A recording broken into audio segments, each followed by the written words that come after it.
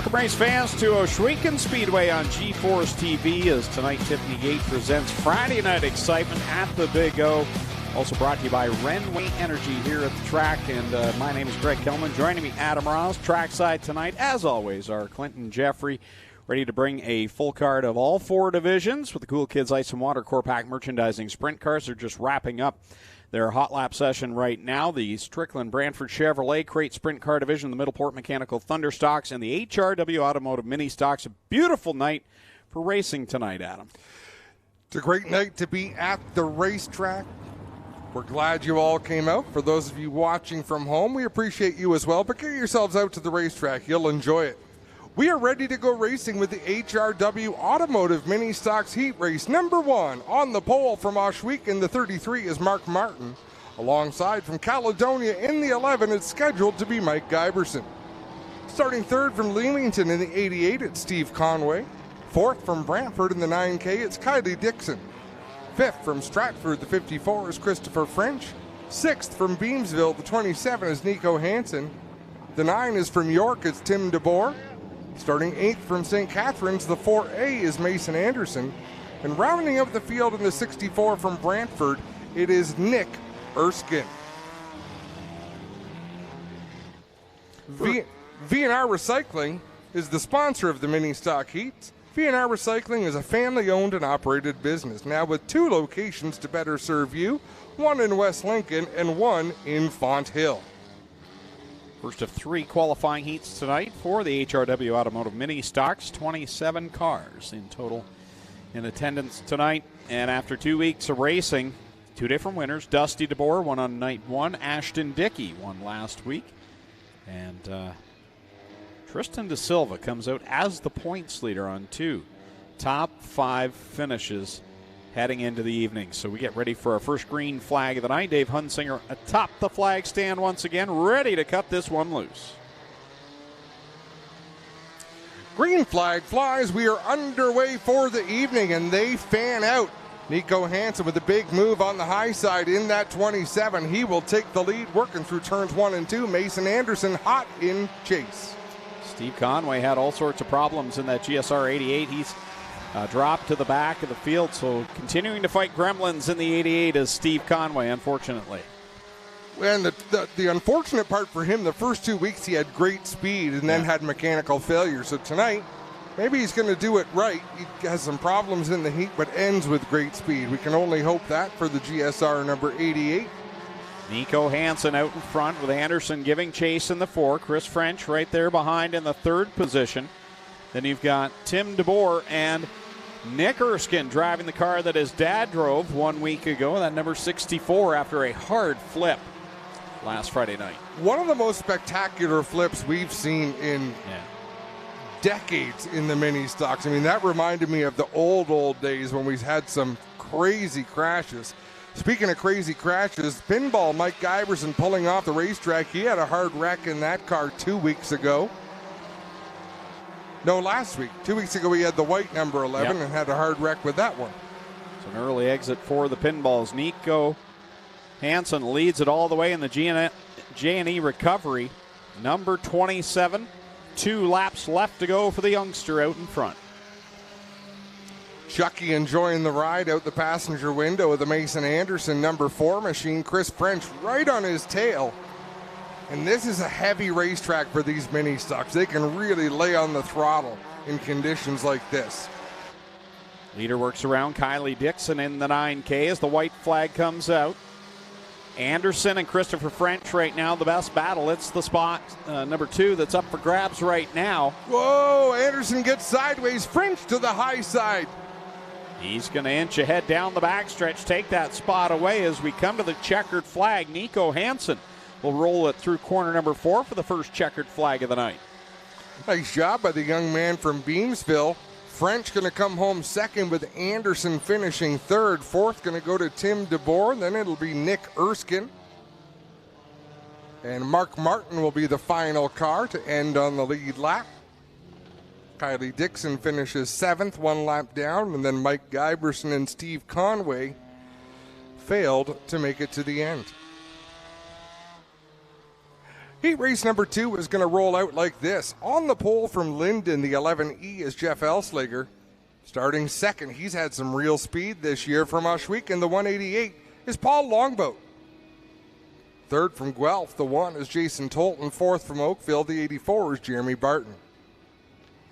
Fifth from Waterford, the 4 is Wade Thorne. And sixth in the 79 from Paris, it's Steve Miller. Seventh from Port Colborne, the 14L is John Lubick. Eighth from Brantford, the 1A is Ashton Dickey. Rounding out the field from Hagersville, the 23 is Dusty DeBoer. Now, Jeff Ohsweken, our pole sitter, he knows how it's done. You want to get talked about a lot, bring the announcers goodies. And he brought us a box of Springer Meats pepperoni sticks, and he wasn't messing around by bringing this to us. We're talking some quality product here, so thank you to Jeff Ohsweken and his sponsor Springer Meats on the hood of that 11E.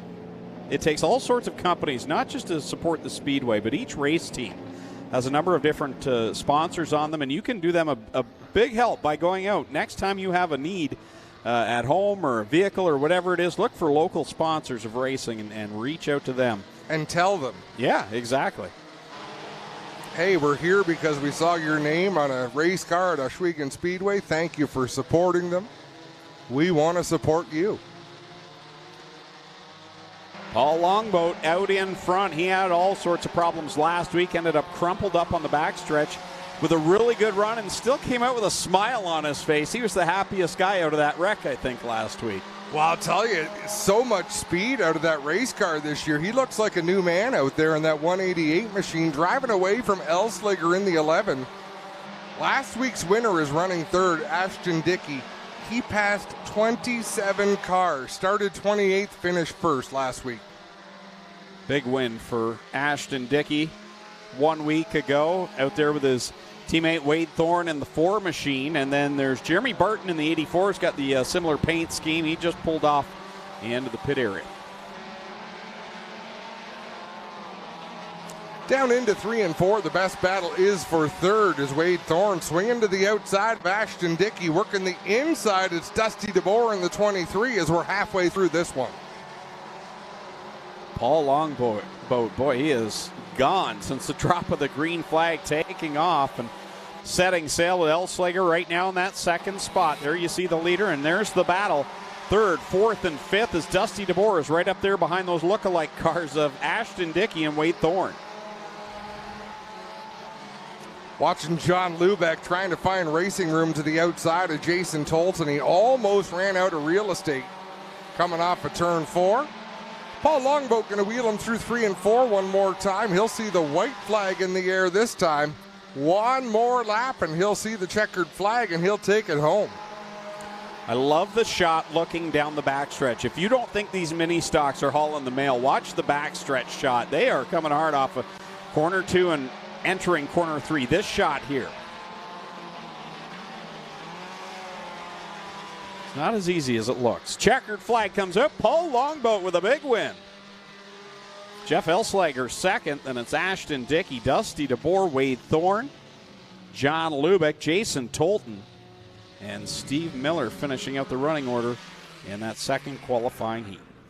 See who just walked in, Greg? No. He's turned a lot of laps here. Did you put in a full day of work, Mark? It's a long drive down from Durham or Hanover, or way up Highway 6, farther than I've ever been. But Mark Dixon's here, former sportsman racer.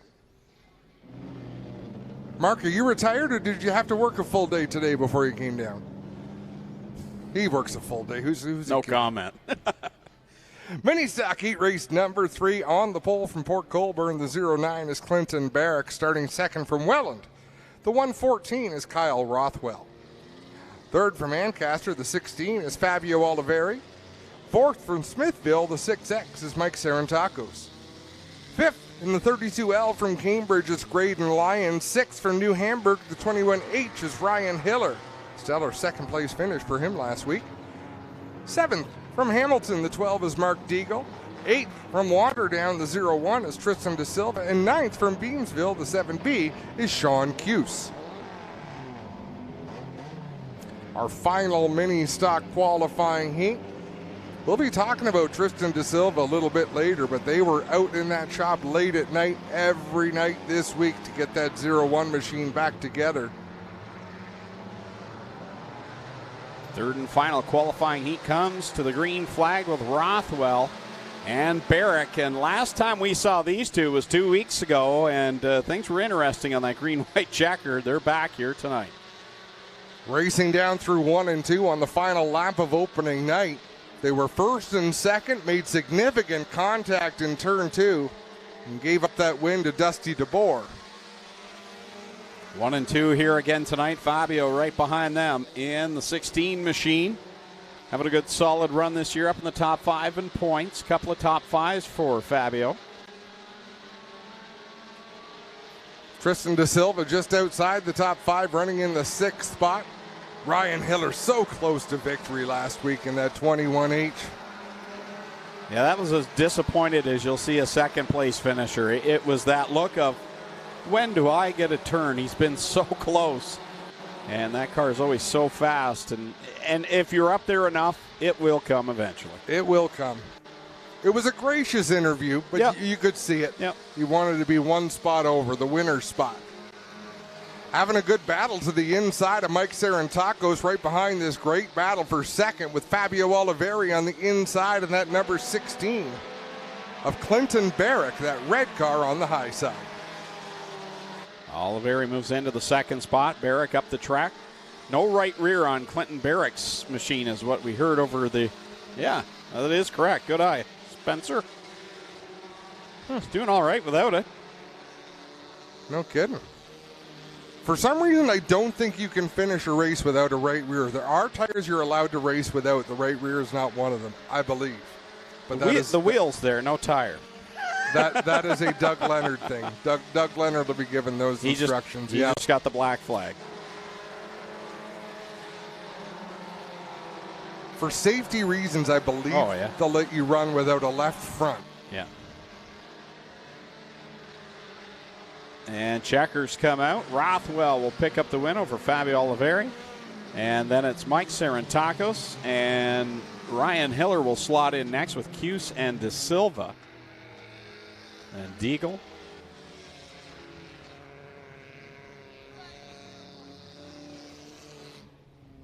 We can hear Clinton Jeffrey out there. Looks like it's time for a Case IH track report in turn number 1. Thanks, Adam. Down here in turn number 1 today. This is what we're looking for. Looking smooth through here. Here's where it starts to get gnarly. It starts to break up into holes, and as the cars come through, they'll continue to pull this apart and tear it up, and that's what digs out these ruts. We're going to work it through the night and try and pack down. You can see it starting to leaf up here. If we can pack this in and pack that down throughout the night, it'll help things out, guys. So it has been the story of the past couple of weeks. Week 1 cost us a few cars. Last week, just crazy wrecks. Hopefully tonight the track is not. It's a story.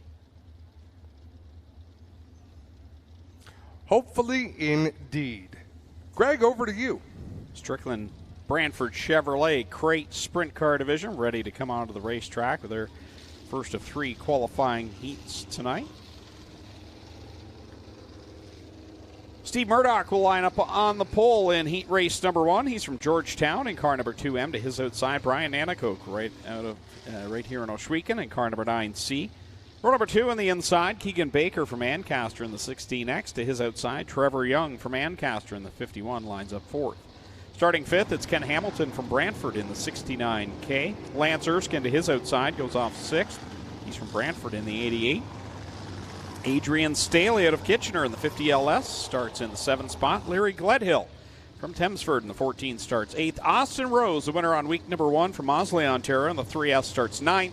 And going off 10th from Woodstock, it's Tyler Ward in the 29W.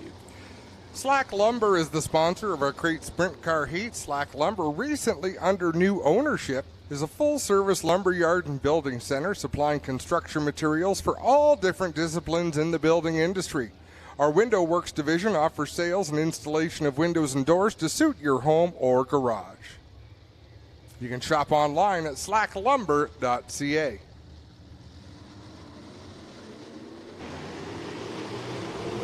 Green flag goes up in the air for the Crate Sprint Car Division. Steve Murdoch jumps out to the early lead.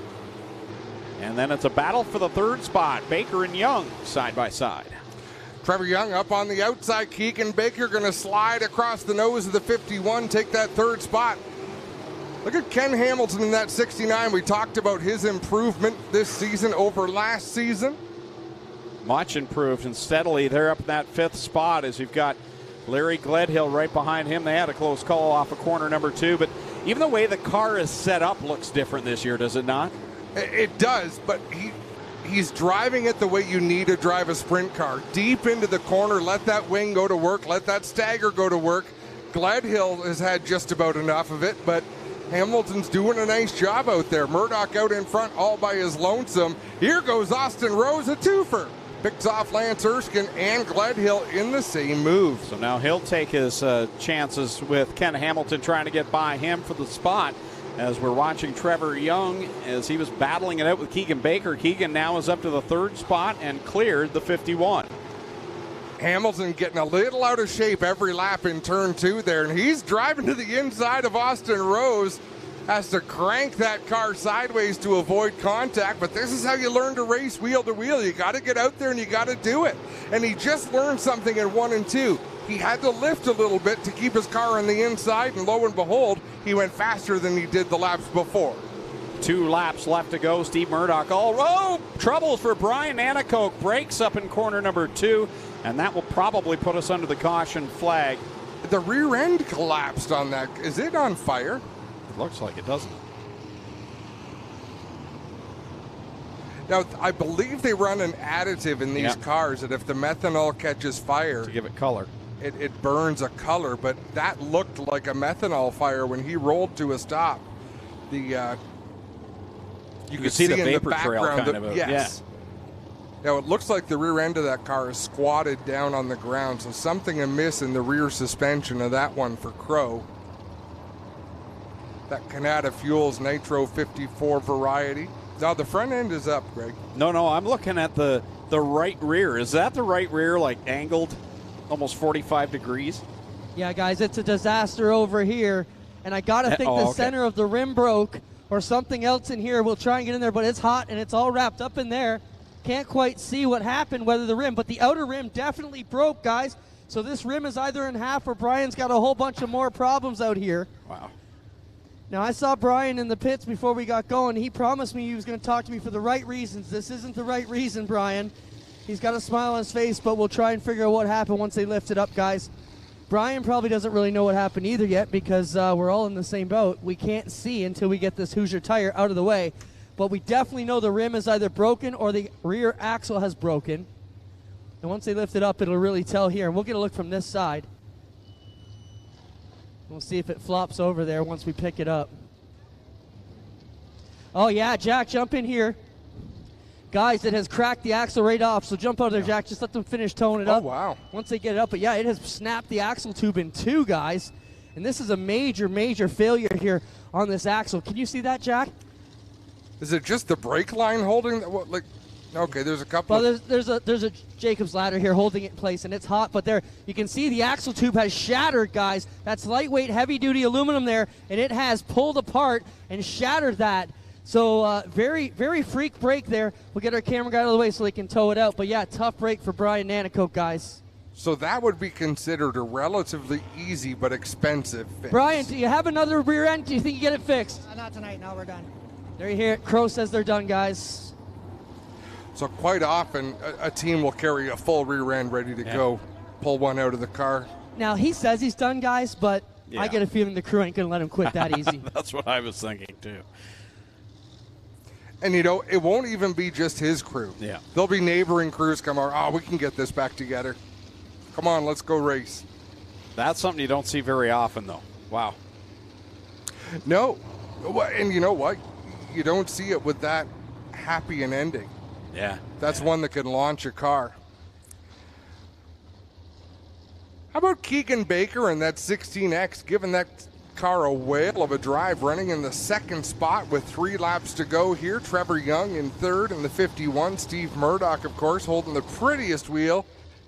He's leading the thing in the 2 machine as we go through the Cargo Ease restart zone. Back into the green. Let's see if Keegan Baker has anything for Steve Murdoch. Murdoch able to pull away from the pack once again.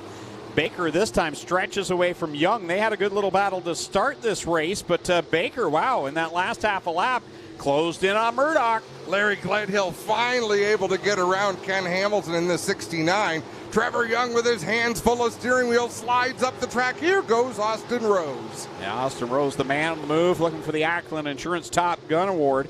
Murdoch gets the win over Baker. Then it's Rose, Young, Larry Gledhill, then Ken Hamilton, Adrian Staley, Lance Erskine,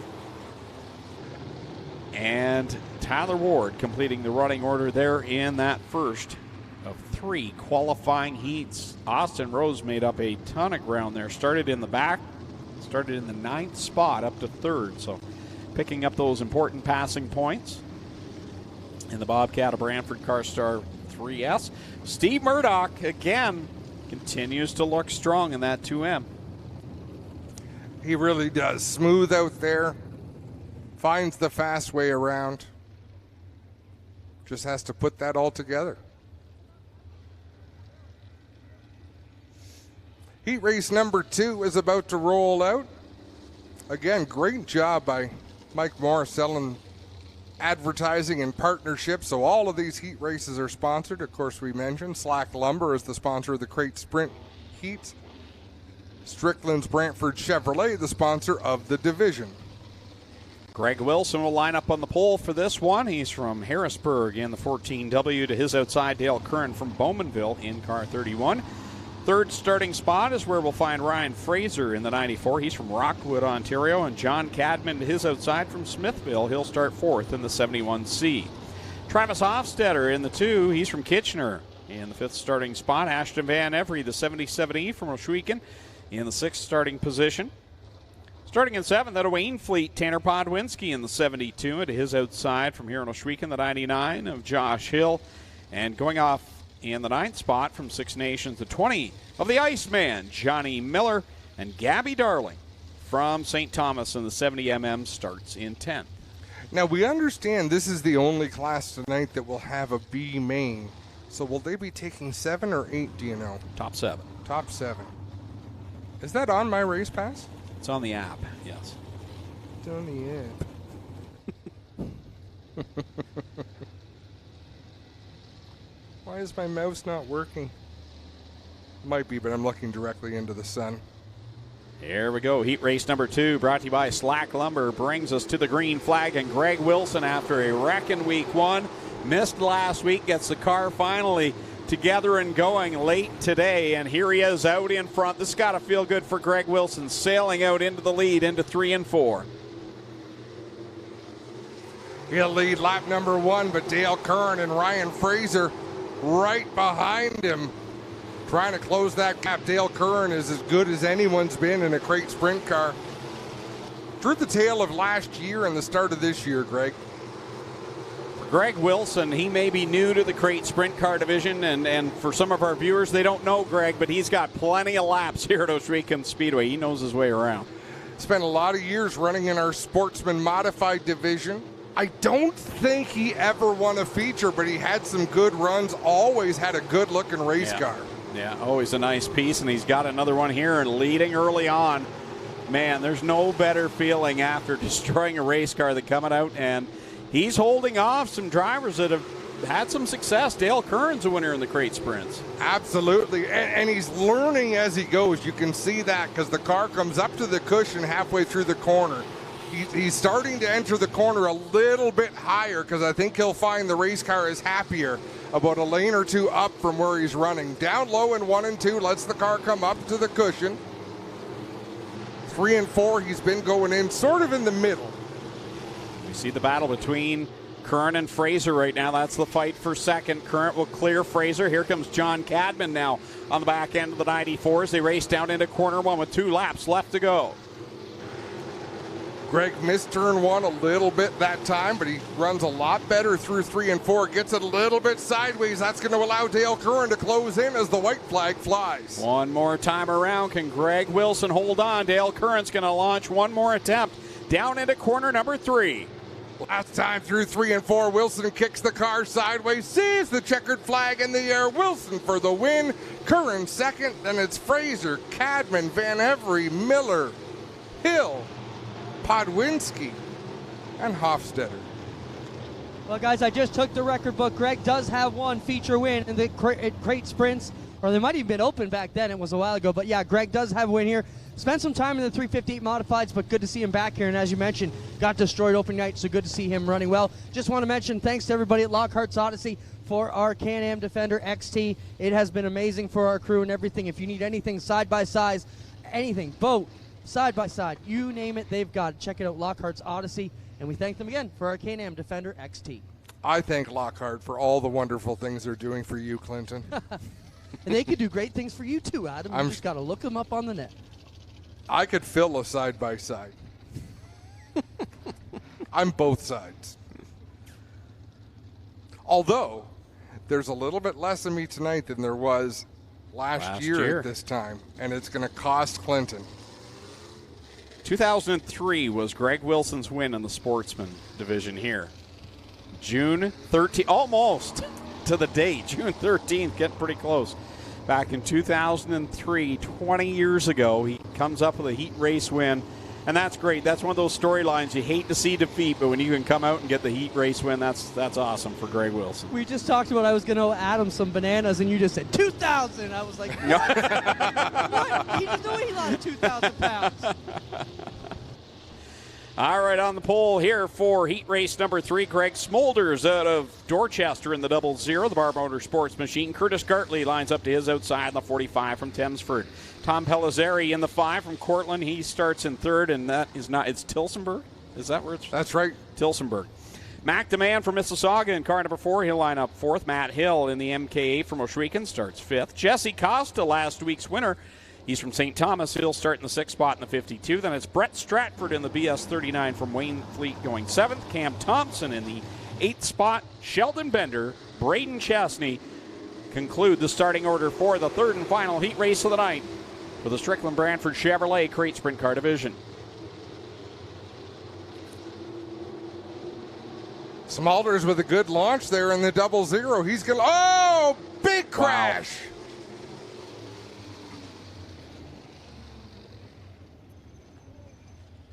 Man, that was a hard crash. That car looked like it was never going to stop flipping out there. Is that Jesse Costa? Yeah. Last week's winner not happy, as you can see. He is upset with Tom Pellizzari. He went for a long flip up there. Took down one of the banners there. He got right up into the fence. See a little bit of a bend there to the pole. And I'm just happy. I know Jesse Costa's not happy right now, and he's upset, and he's going over and talking to Tom. I'm just glad to see him get out and okay after a crash like that. And we know the history Jesse's had with some injuries. So he's not happy, but I'm definitely happy to see him walk out of that one. Well, guys, 2 weeks in a row we see a car that is severely damaged. If you see down here, the frame is all bent up and folded up under itself, so that frame will not roll again today. Looking back here, you can see the front axle is all bent up on itself.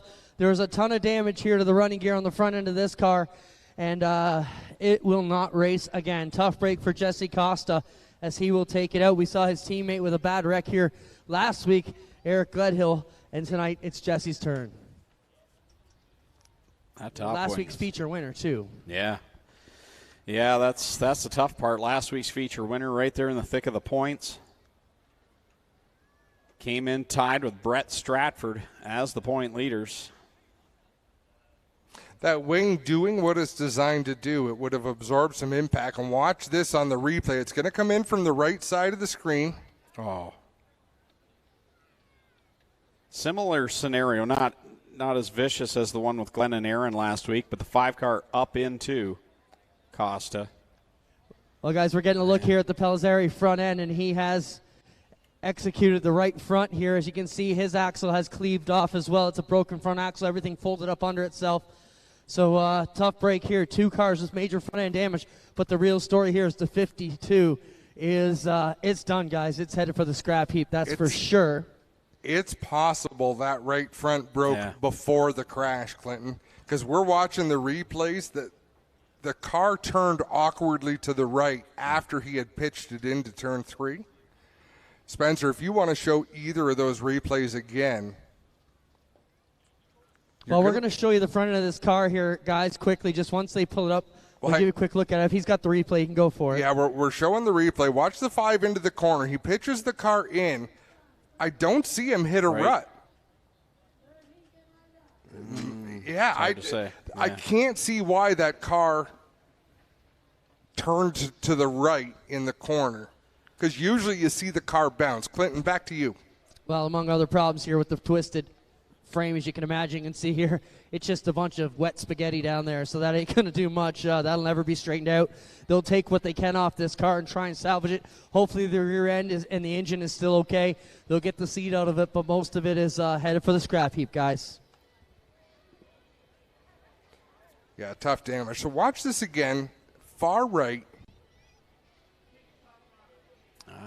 I don't know. I don't see a reason for that car to turn back to the right, but my goodness. Folks, you might go to a lot of racetracks in your travels. You will not go to a track with a better catch fence than Ohsweken Speedway. There are places that have a fence just as good, but this is as good as they come. It did its job.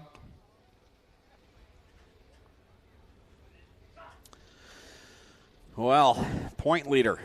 And this has been the case for Jesse Costa. And I know it's still early in the season and plenty could happen, but this has been the story for Jesse Costa, where he's been in a good spot, running up high in the standings, and then something that's not even his doing takes him out of it. And it's early, and lots could happen, but this is tough for Jesse Costa. You're absolutely right. Fairly soft-spoken individual. All-around good kid. Yeah, so hard to tell on that replay exactly what happened, but boy, oh boy, we've seen some. Well, we're going to have another look. And if you're in the stands here, you can go to YouTube, go to GeForce TV, and you can watch live and catch some of these replays on your smartphone. That's the thing. I don't see him hit a rut or anything. The car just all of a sudden leans to the right, and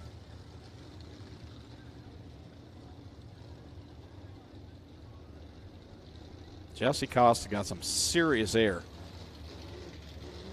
Yeah, that's a big one.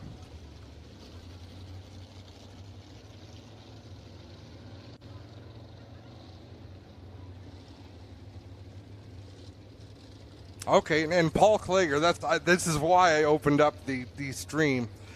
Paul Klager saying lift off the gas and they do turn right. That crash actually reminded me of Paul Klager's crash years ago when the fuel cell exited the car. But give us your opinion on that, Paul. We've shown enough replays, and that might have been it. Maybe he did just lift and the car drifted up. It's tough situation. Certainly nothing intentional. Certainly nothing intentional by the driver, but equally as frustrating for Jesse Costa.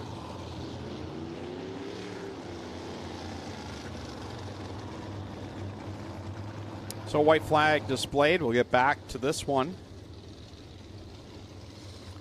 One lap in, 7 to go. Heat race number 3 for the Strickland Brantford Chevrolet Crate Sprint Car Division. Again, qualifying heats brought to you by Slack Lumber. Thunderstock's up next, followed by the 360 Sprint Cars. Full fields in all division as Cam Thompson takes that 28 machine back to the pits.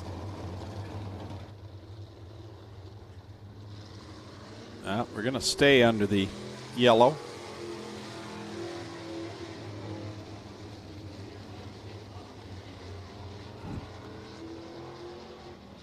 That's unfortunate. So Greg Smulders now will find himself at the tail of the field. Mac DeMann will slide up into the top spot. And Smulders finds himself in a very awkward position because I believe Doug Leonard has put him to the tail. Okay, he's going to throw the yellow because Smulders is kind of in no man's land out there. No person's land, we'll say.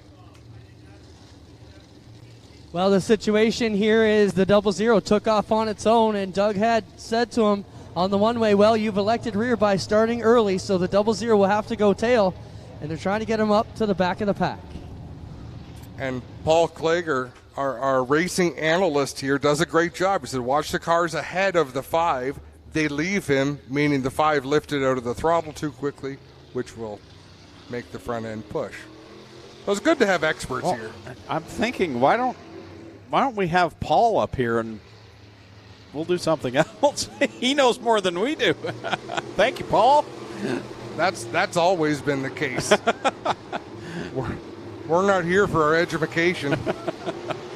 It's Mac Demand out in front, Curtis Gartley and Brett Stratford right now the top 3. And for Brett Stratford, the man he came in tied in the points with, he's already exited. So a big solid night for him here tonight. He could come out the point leader, and that BS 39 has been so strong here to start the season. And if you're Brett Stratford, you can't even think about it because there's 20 more drivers behind Jesse Costa who could wind up tied with him. You got to put the hammer down and race hard.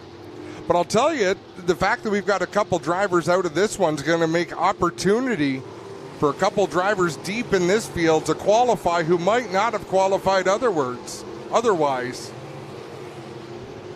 Mac Demand rolls it through corner number 3.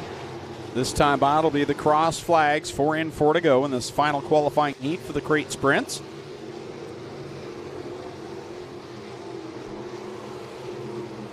Barr Motorsports, number 4 machine. Mac Demand reunited with Darren Barr, and it is working out well, just as good as when they left off. He's out in front showing all sorts of speed. Brett Stratford riding in the second spot, but really not pushing the issue and catching Mac Demand. Curtis Gartley holding on to the 3rd spot. Sheldon Bender right now rides in 4th. I know it's been a minute, but do you think it feels so good? Reunited, and it feels so good. Wow. Like if you didn't sing that in your head while you were... I didn't. And usually that song comes to mind, but it did not happen that time. That's scary that I'm in your head. A little bit. Last go round off of turn number 4. The win going to go to Mac Demand. Brett Stratford coming home second. Curtis Gartley's going to have to hang on to it. He'll finish 3rd. Sheldon Bender comes home 4th. 5th will be Matthew Hill in the MK8, and it's Braden Chastney and Greg Smulders. They are all going to tonight's A-Main.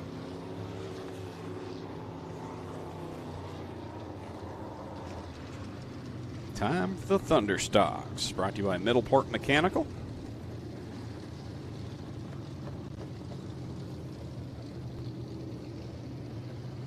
And they're brought to you by Hunsingers. Hunsingers is your go-to business for plumbing, electrical, and heating in Haldeman, Norfolk, 6 Nations, and surrounding areas. They strive to meet the needs of their customers with professional and knowledgeable technicians. They do their best to provide immediate and high-quality service. Any business that started in 1881 that now has the 5th generation is one you can trust. Check them out at www.hunsingers.com. Hey, Dave Hunsinger, was there a lot of air conditioning needs in 1881? I know it's a couple generations ago. We just read what's on the sheet. Here's how they're going to start. In the 43 on the pole out of Hamilton, it's Kyle Andrus. Alongside him in the 03 from Canfield is George Grossel. Braden Burning drives the 21Z. He's from Ohsweken. Starting 4th out of Brantford, the 13 is Casey Huffman. Starting 5th from Thorold, the 196 is Tyler LaFantasy.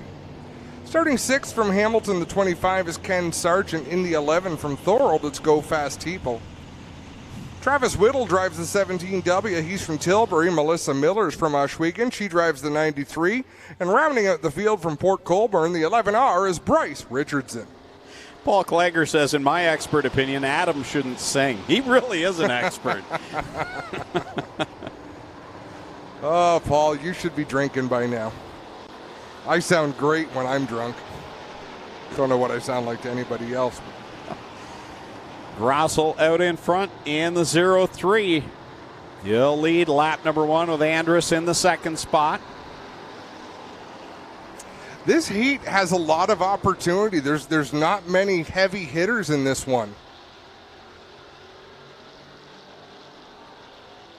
Ken Sargent up to the second spot as we come off the corner, complete number 2.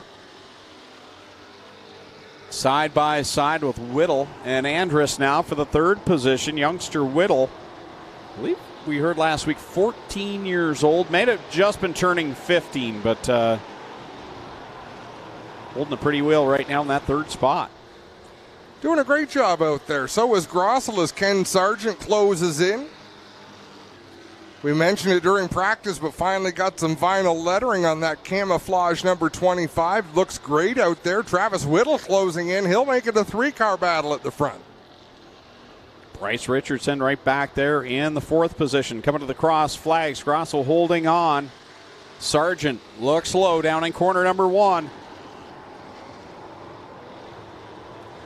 Whittle to the inside of the 25 of Sargent. That's a battle for second. Bryce Richardson closing in from the 4th spot.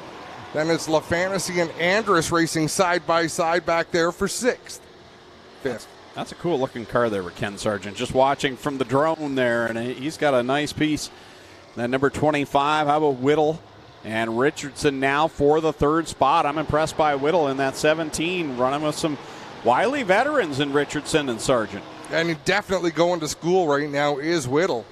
You know, when you can follow Kenny Sargent, you're following probably 30 years of full fender dirt car experience.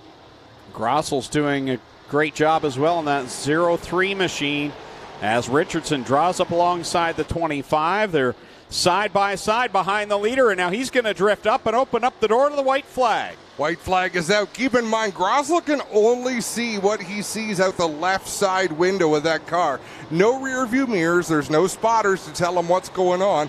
He's running a similar line to what we saw Ken Hamilton run in the sprint car. He comes up the track and then closes the door on exit, but no, he's going to lose it this time. Grossel led 7 laps of an 8-lap heat. He'll finish 3rd. Ken Sargent for the win. Richardson for 2nd. Whittle for 4th. LaFantasy 5th. Oh, that was a fun one to watch. Well, guys, just want to mention, young Travis Whittle, his dad, Jason, we did some work with him spotting at CTMP a couple years ago. That's where I first met him. They grew up down racing at South Buxton or Southern Ontario Motor Speedway, but they just recently moved to Woodstock, and they said this drive is a lot more easier for them on a Friday night, and they said they're loving it here. He came out once or twice last year and said, we'll be back. And you're right, racing with guys like Bryce Richardson and Ken Sargent, that's the way to learn how to do it, guys. Thanks, Clint. Heat race number 2 will go like this. On the pole from Harley, it's Rob Hoskins in the 37. Alongside him from Binbrook, the 427 is Tim Phelan. Starting 3rd, it's Ricky Bobby, Mike Thorne out of Caledonia in the 55. Or do we call him Mikey Bobby? Mikey Bobby. I got hell over some text messages. Starting 4th from Hagersville, the 49 is Dave Bailey. Starting 5th from Canfield, the 32 is Mark Fawcett. Starting 6th from Hamilton, the 62 is Brian Passetti. Starting 7th from Jerseyville, the 53 is Logan Schwedick. 8th out of Guelph, the 79 is Chris Hale. 9th from Keister Center, the 28 is Jim Lampman. Rounding out the field in 10th from Burlington, the 97 is Ron Logie. To the green flag we go. Heat race number 2. Brought to you by Hunsinger's Plumbing, Electrical, and Heating in Haldeman, Norfolk. Rob Hoskins leads the way. Mikey Bobby right there in that 2nd spot. Not very often once the handicap system comes in week number 3 do you see Dave Bailey in heat number 2, but he's here tonight, 10th place in points. Bailey working his way forward in the transaxle number 49. Alongside the Burger Barn 55 of Mike Thorne. Rob Hoskins holding them off right now. He'll run the bottom line around the racetrack. Now he opens the inside for Dave Bailey. Bailey pulls up to the driver's side door. Hoskins continues to lead with 2 laps complete. Glad to see Mikey Bobby still with Burger Barn on the car, as that's the only car represented now by the Burger Barn. One of our favorite supporters, and they've had a long relationship with Jay and the folks at Burger Barn. I heard Jason was here, I believe, last week. Jay Hill was here to take in the races. So great that he's still coming around because, we're still going there. Dave Bailey leads the way. Here's the fight between Fawcett and Hoskins. That's for the third position. Cross flags in the air, 4 in, 4 to go. Fawcett always a contender every week in that 32 machine. Mike Thorne trying to close the gap on Dave Bailey out in front. It's about a 5-car length advantage. Bailey was quicker that last lap by about 1/10 of a second. Let's see if Mike Thorne can close any of that gap. No. Dave Bailey is still quicker by just over 1/10 of a second. A little bit of smoke coming out of Rob Hoskins' 37 machine. This time by, it'll be 2 laps left to go for Brewster Baker. Dave Bailey in the transaxle Queenston Chevrolet, number 49. Hoskins holding down, Thorne holding down the second spot over Hoskins with that smoke still coming out of the 37 machine. Then it's Schwedick and Christopher Hale right now in the top 5. White flag will be out. That means one more lap for Dave Bailey. He's pulling away from Mike Thorne, who's pulling away from Rob Hoskins. Logan Schwedick in fourth, trying to hold off the 79 of Chris Hale. Hale going to drive it deep into one, up on the cushion, try to get a run down the backstretch. Checkers come out. Dave Bailey's going to pick up the heat race win after rear end issues on the 49. Sidelined him early in the feature last week. Mikey Bobby brings it home second over Rob Hoskins and Logan Schwedick. Christopher Hale fifth. And then it was Ron Logie, Jim Lampman, Tim Phelan, and Mark Fawcett completing the running order. Heat race number 3 on its way up. Look at the pit area from that drone. And that's something we don't often see a lot of, is how massive that pit area actually is. What a flurry of activity it is. Heat race number 3 for the Thunder Cars. On the pole from Niagara Falls, the 19T is Trevor Want. Second from Hagersville, the 23 is Trevor DeBoer. Third from Hagersville, the 93K is Mike Klazinga. And fourth from Hagersville, the 8 is Ryan Dinning. Starting fifth from Keister Center, the 28D is Donnie Lampman. In sixth, it's the big dog. 84K from Victoria, it's Ryan Beagle. Seventh from Dundas, the 24R is Rodney Rutherford. Eighth from Ancaster, the 19 is Kyle Wirt. And rounding out the field from Ohsweken, 28T is Jordan Hill. Final heat of the night for the Middleport Mechanical Thunderstock Division. 360 sprint cars still to come, and it's Trevor DeBoer leading them down into corner number 1. And they fan out behind him with the point leader, Kyle Wirt, deep in this one. He'll have some work to do to get to the front. Ryan Beagle had a tough time in that first turn as well. He got pushed to the back of the field. Out in front, though, it's Trevor DeBoer leading the way over Ryan Denning. Whoa, that was a close one. A couple of 19s getting together. Trevor Want and Kyle Wirt almost spelled disaster on the front stretch. It's DeBoer and Denning breaking away, and then this battle between the 19s. Wirt on the bottom, Want on the outside. Here comes Rutherford into the mix as well. Ryan Beagle right behind that 84 RK. He was last week's winner in the Ackland Insurance Machine. Oh, Rutherford goes around right in front of Beagle. Nice job by Lampman and Beagle. I'm more impressed by Lampman because you can't see past the car in front of you. Great reflexes by both of those drivers. Rodney Rutherford, the sportsman that he is, gets that car going once again. So we won't need a yellow flag. Meanwhile, at the front of the field, Trevor DeBoer continues to lead. Ryan Dinning is continuing to pour on the pressure from that second spot in the 8. Halfway home, the battle for the lead heating up. Ryan Dinning starting to put some pressure on Trevor DeBoer in the 23. He's going to look low down in corner number 2. DeBoer leads in the Mert Timpson Auto number 23, but here comes Dinning. Put some pressure on in 3. Right down there, riding near the wall. He'll wash out off of corner 4. DeBoer will lead the lap. 3 laps to go in this qualifying heat. The action still hot and heavy back there for the 4th spot. Ryan Beagle trying to get away from this battle, but Trevor Want has different ideas in the 19T. Keeping his position at the right rear corner of that 84 machine.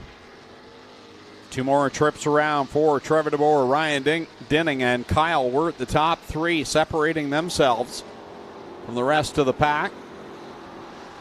And to me, Ryan Dinning's car looks faster than the 23 of DeBoer, but coming off the corner every time, DeBoer able to pull just a little bit away from the 8 machine as the white flag flies.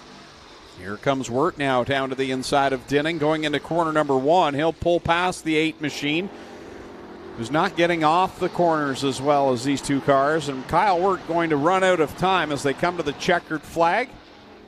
Trevor DeBoer will pick up the heat race win. Wirt comes home second, followed by Dinning, Beagle, Watt, Klazinga, Lampman, and Rodney Rutherford.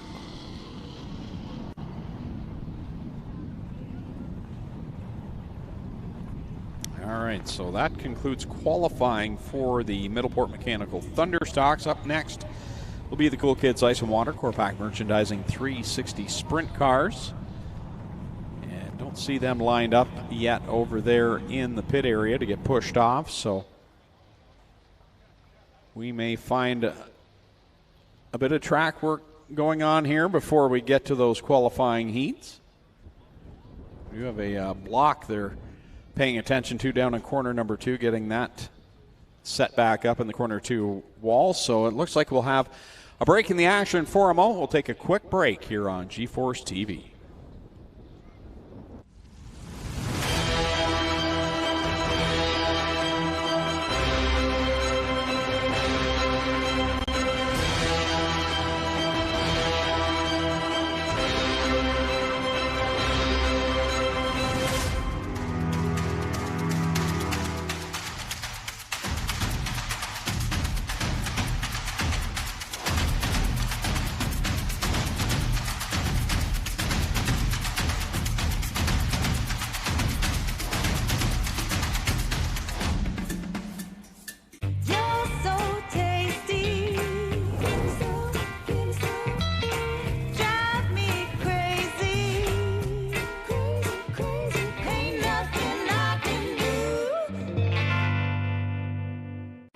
Tiffany Gate Fresh Gourmet. Our savory potato sides can be prepared any way you like. Serve warm or chilled, as a main or as a side. Tiffany Gate Fresh Gourmet. Create your way to great taste. Welcome back to Ohsweken Speedway on G-Force TV. I'm Greg Kellnan, with me Adam Ross. Trackside tonight, Clinton Jeffrey. Tonight's action here at the Speedway brought to you by Renway Energy. All 4 divisions in action, just waiting for the Cool Kids Ice and Water Core Pack Merchandising 360 Sprint Cars to head out onto the racetrack. Next week, 7:30 start time, the 360s will have the night off, as next Friday night, June the 9th, it'll be the Late Model Open brought to you by Cormark, along with the Crate Sprints, Thunderstocks, Mini Stocks, and it'll be Duel on the Dirt Home Track points night number 2 for both the Thunders and the Minis. 7:30 start time. Come and join us. If you're a late model fan, should be another great show. They bring some good car counts last year, put on some great racing. And traditionally in the past, I'm not going to lie, sometimes the late models here at Ohsweken Speedway, there was a lot of cautions and spinning, but the races we saw last year were probably the best we've ever seen here at Ohsweken. Again, we're going to agree. They've put on phenomenal shows. They've really come out here. It helps that we're getting a full field of cars, but super competitive, entertaining racing, and they bring a different fan base. Yeah, they definitely do, and it's crates versus open motors, and we've seen the crates can get it done here on this big, fast track, so should be a good one next Friday night. Heat race number 1 onto the racetrack for the 360s on the pole out of Brantford, and car number 10 is downtown Mitch Brown to his outside from Lewiston, New York. In car number 81, it's Derek Jonathan. Pulling off third out of Beachville, car number 5 is DJ Christie, and lining up fourth out of Brantford, the 49L, that's Lucas Smith. Starting in 5th out of Beamsville, the 88H, it's Josh Hansen, and starting in the 6th spot out of Ohsweken, the 68 is Aaron Turkey, back after his hard crash 1 week ago. Sean Evans starts 7th, he's out of Scotland in the 87X, and Bailey Hurd goes off 8th. He's from Niagara Falls in car number 70. So 8 cars, 8 laps, all will transfer to the A-Main here tonight. Last week's winner in this qualifying heat. And The driver with the biggest crash last week lined up to his outside, Aaron Turkey. You see the white panels on that car. No matter how many angles you see of that, that was vicious, and you could watch it over and over and just say, oh my. Just breathtaking. Here we go. Green flag for the first 360 sprint car heat race of the night down the Cargouise start and restart zone, and Sean Evans will spin it down the front stretch, keeps the foot in the throttle, and well, he's trying to keep it going, but the caution I think may have to come out because of where he's parked, so we'll have to try that one again. That was a curious spin around. A curious place to spin out and a curious spin. He tried. The Insta panels, Styes Tree Service, Town Line Variety, Ackland Insurance. But with all those sponsors, it's still not Juicy J's. The sponsor on the wing and Mitch Brown. Can we get a close-up of that Mitch Brown wing? Guys, I don't see any issues with the Sean Evans 87X here. It appears to be okay. He's just indicated he'll lock it in gear and push him off. They're going to send him on his way. So he fires off, gives up the thumbs up. It'll be a complete restart out of 4.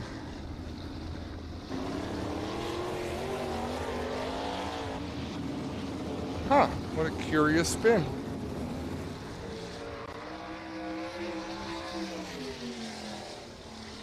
So we'll try it again with Mitch Brown, Derek Jonathan, row 1, DJ Christie, and Lucas Smith, row 2, Josh Hansen, and Aaron Turkey back there in row 3, Bailey Hurd, and Sean Evans in row number 4. Plastics Auto Recyclers bringing you these qualifying heats for the 360 sprint cars. www.plastic.com.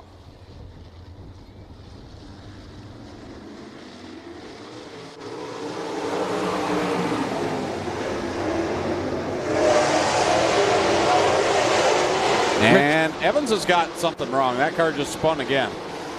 I almost wonder if he's got a left rear axle broke. That's crazy. Clint, will these cars do that? Like, I know in an asphalt car, if you break an axle on one side, you're only getting them drive to one of the rear wheels. But I don't know if these cars will even do that. Good question, Adam. Give me a minute. We'll get to the bottom of it for you.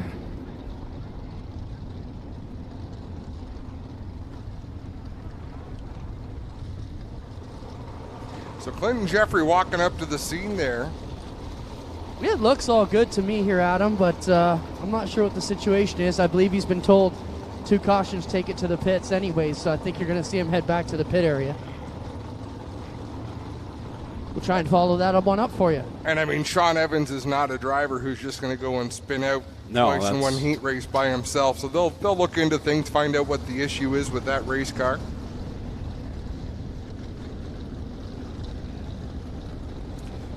Mitch Brown with Shrek across the front of his top wing. Of course, one of his crew members, Shrek, was injured in an ATV accident last week, so everyone wishing him a speedy recovery. He's in the hospital, I believe, down in London. Guy everybody loves. That's for sure. You won't hear a bad word about Shrek. Unless you're a donkey. But I think he liked them too. We have a dirt bike out in the parking lot. Needs to be moved. You're blocking security. If you have a dirt bike here, you need to move that immediately, please. Coming back to the green flag, we'll try it again. The Plastics Auto Recyclers heats for the 360 sprints. Green flag out again.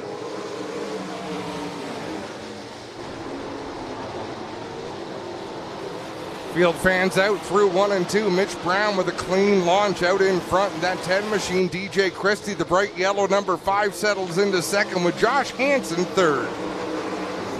You know, it never ceases to amaze me. We'll talk about Aaron Turkey. We see him on screen, and how you can have a crash like that, and then the next week, let's just hop back in and do it all over again. That would make me pretty nervous. Well, we talked to Aaron Turkey on our show Tuesday night about that very thing. You know, is it difficult? He said, no, you just got to get back in and go to town. And he's racing 3 wide.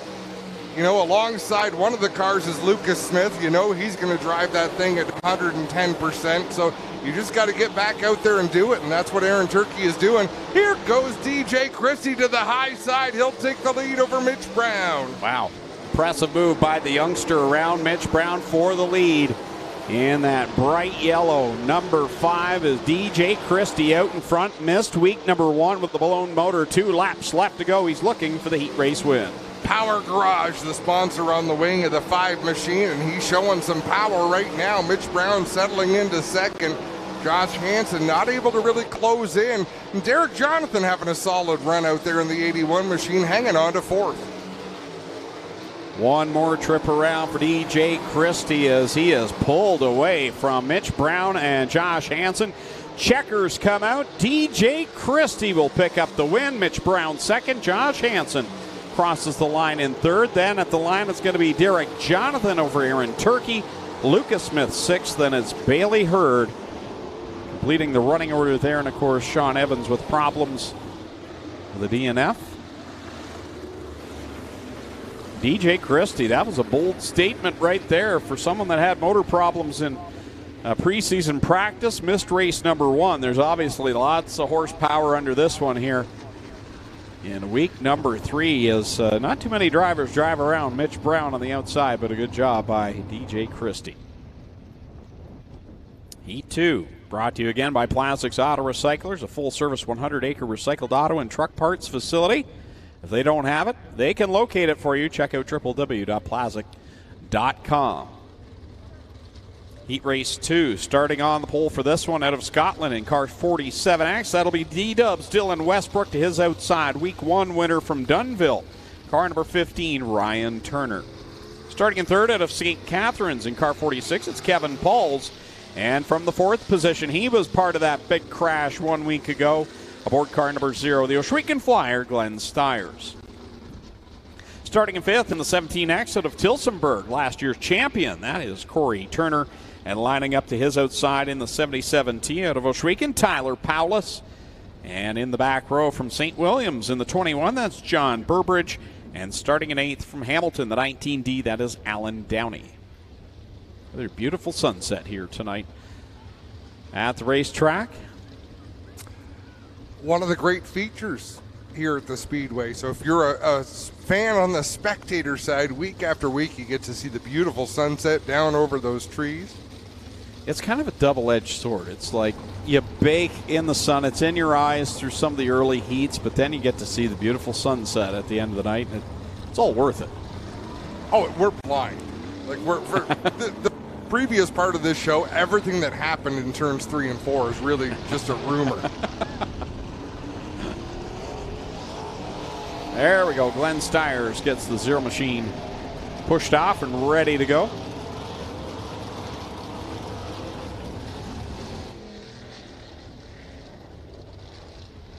Oh, I just told Tyler Rand sent me a message and said if we're talking about Chris, a.k.a. Shrek, his wife Tammy and daughters Kirsten and Kylie are watching with him in his hospital room. So that's awesome. Awesome. Send him our best. All the love we've got. And heal quickly and get back to the racetrack.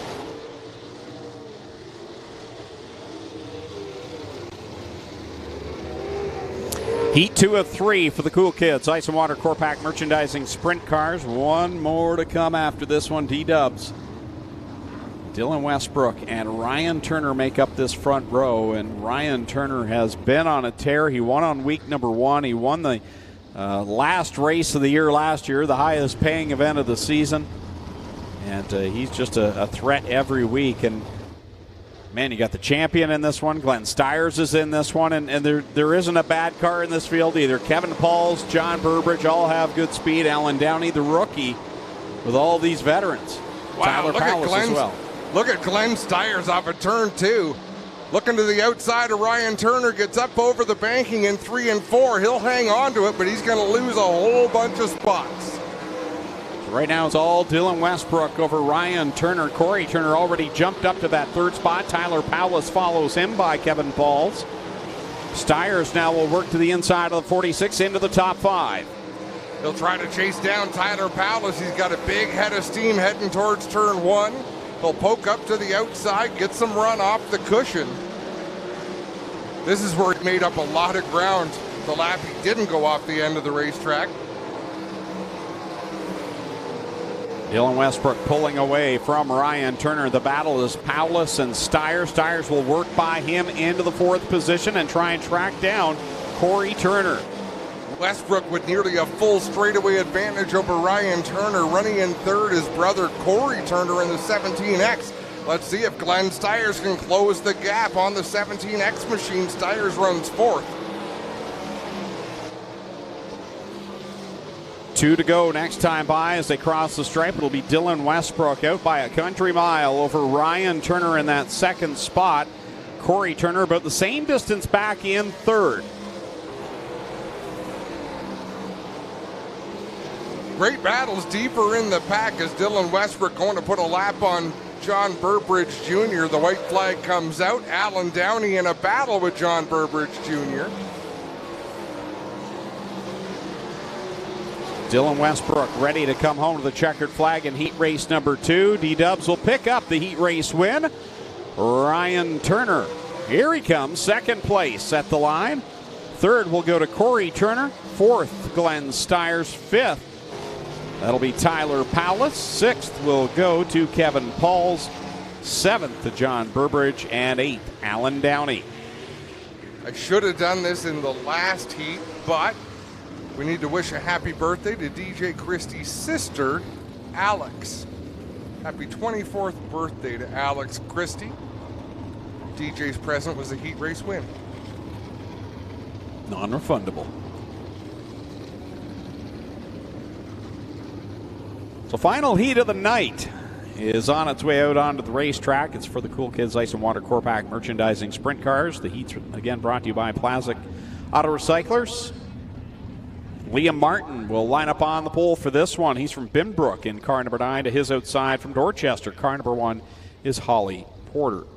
Starting in 3rd from Mount Bridges, the 45, Nick Sheridan, first start of the year here at the Big O. And to the outside from Thamesford in car number 7, Eric Gledhill will start 4th. He had that flip last week up in corner number 3 and 4, so he is back here tonight. Starting in the 5th spot, out of Wilsonville in the 94X, it's Scott Hall. Hey, yo. You're getting slow there, man. Starting in 6th from St. Catharines in the 71, it's Mike Bowman. And in the back row from Caister Center in the 7th starting position, it's Jamie Turner in car 11. And on his outside from Freelton, the 12 DD, starting in 8th, Darren Dryden. I was replying to Dylan Hardy, who's recovering from eye surgery, so he's watching us from home. So quick recovery to Dylan, and he had to throw in Fabio. Has the best hair at the racetrack, which isn't saying much to Greg Calvin. No, you got that right. Here we go. 8 cars, 8 laps. Take the green down in the Cargouise start and restart zone. And Liam Martin will jump away into corner 1. Martin up high. Nick Sheridan, his maiden voyage of 2023 here at the Big O, and Doug Leonard did not like that start.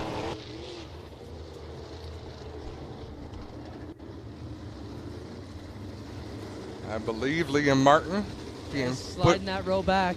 Put in the naughty box. He's going to go back a row.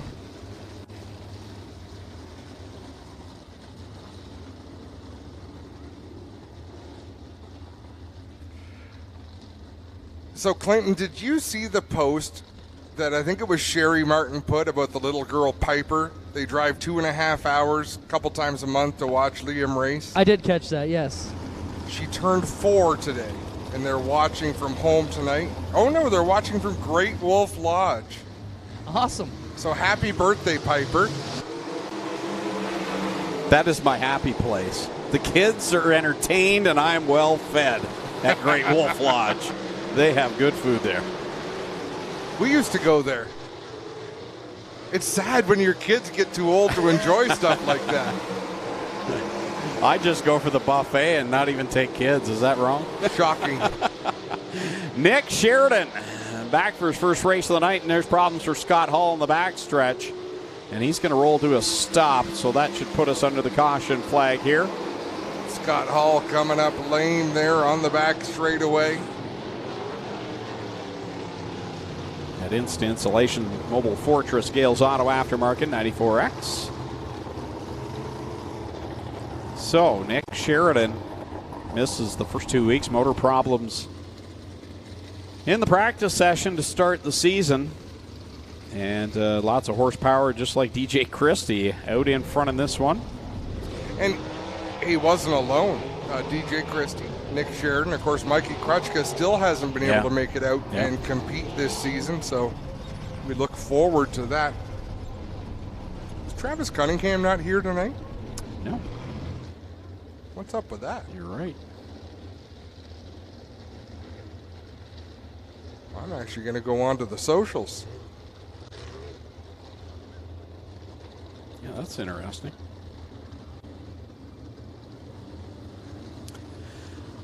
All right, so Scott Hall, doesn't look like that car wants to take off, so he'll go to the pit area and we'll get things stacked back up with 2 on the board, 6 to go. Here's that Vibrant Farms number 45. 2 of the young guns there, side by side.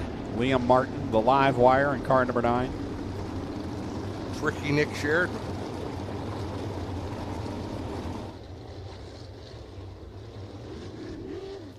White flag out. We'll come back to the green next time around, the Cargo Ease restart zone. The 2 big red cones there on the wall down in corner number 4. So, aside from Jamie Turner, crate sprints, crate sprints, crate sprints, crate sprints, the top 6 all came from the crate sprint division. Everyone in this heat except for Jamie Turner, because when he started his racing career, it was on horses. So mean. He's a seasoned veteran. All right, here we go. The Cargo Ease restarts, almost 6 laps left to go. Martin and Sheridan will bring us back to the green flag. Sheridan immediately to the bottom of the racetrack, makes good power through 1 and 2, leads them down the back straightaway, but here goes Liam Martin to the inside in the number 9. At the line, it's all Sheridan over Martin and Eric Gledhill. Darren Dryden up to the 4th spot now in that 12DD. As they roll through 3 and 4, Sheridan, your leader. Surprised at Mike Bowman in the 71. He's kind of struggling so far. He just got around Holly Porter in that number 1 machine to pick up the 5th spot, but he's got a long way to go if he wants to close in on Darren Dryden and Eric Gledhill. Eric Gledhill running in that 3rd spot, and I like the way he's transitioned. I know he had the problem in the feature last week, but he looks smooth and steady in that Oakwood Transport number 7, and he fits right in here in the 360s. We've really seen all of them show that they're comfortable, at least with the speed, the style of driving. They're up to the task so far. One more time around for Tricky Nick. In the Vibrant Farms car number 45, Sheridan all out in front over Liam Martin, Eric Gledhill, Darren Dryden, and Mike Bowman. Checkers coming out in the air. Oh, Nick Sheridan comes up lame off of 4. He'll win, but he is up in smoke. Something is up in smoke. My goodness.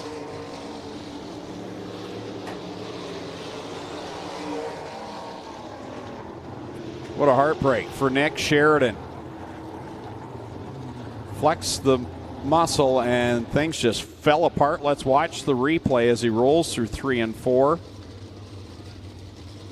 A puff of smoke there. And then a big puff of smoke as he crossed the line, but that didn't look like it was coming out from where the exhaust is. Watch, if we could see that replay again, watch the rear end as he runs through the corner in 4. It looked like something broke. If Spencer can cue that up right before we go to watch this, right there, the rear end vibrates quite bad in the middle of the corner. Look at it. Yep. So it might not be. Could have been the Jacobs ladder that he broke. So Clinton Jeffries on the scene up there, and we are done qualifying heats. I believe we will have no B mains. No B mains at all. Okay. Well, I got Nick Sheridan here. Nick, what's the story? Obviously, you don't know much. You're running great, and it just shut off. Man, I don't know. This thing was running great. I mean, it's making good power, and this new X1 chassis is running great. I don't know what happened there. We'll go back to pit, see if they can fix it for the future. If not, it's going to be really disappointing. We haven't been here all year, but I really hope we can get out there. This thing is flying. Looking good, Nick. He asked, was there any fluid under the car? Guys, there's no fluid under the car, so it has not puked out a bunch of oil or anything, and we'll have to watch and see what happens here with this 45 Leach motor. All right, so thanks for the update there, Clint. We're going to take a quick break here on G-Force TV. We'll be back with more Friday night excitement here from Ohsweken Speedway.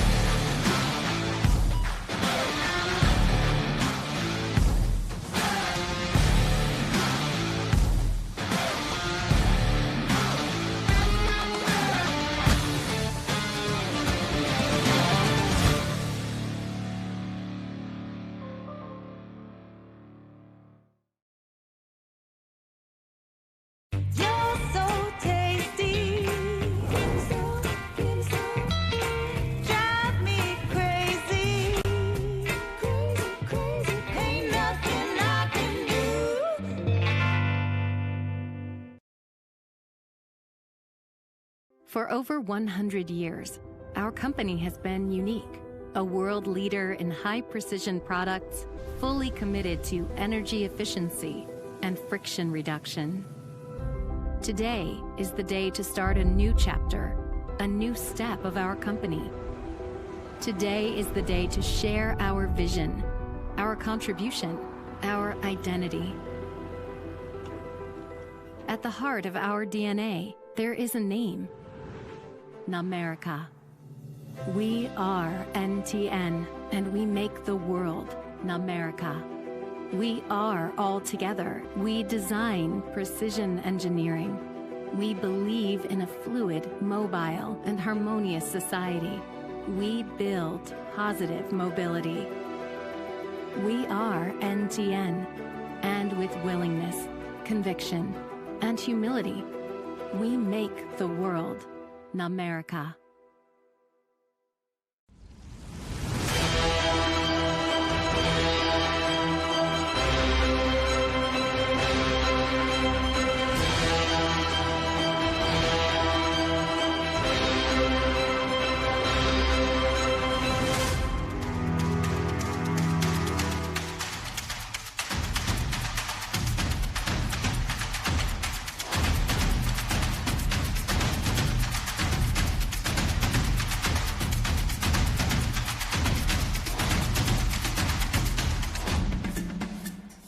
Early man discovered fire, but Quick perfected fire. Quick is the only fire starter that guarantees to start your campfire, wood stove, or fireplace without the need for kindling or paper. Find your nearest Quick retailer at quickquick.com.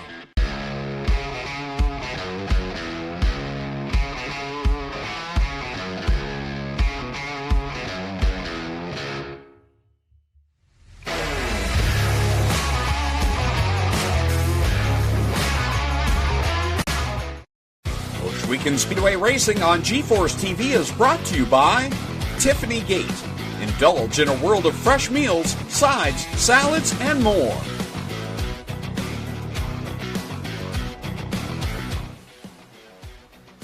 Welcome back to Friday Night Excitement, brought to you by Tiffany Gate Fresh Gourmet here on Renway Energy Night. We're at intermission time, and Clinton Jeffrey has our Nathan Ackland Top Gun Award winners down trackside. Thanks a lot, Greg. Standing by with Austin Rose. Austin, it's always good when you can pick up the boss's money.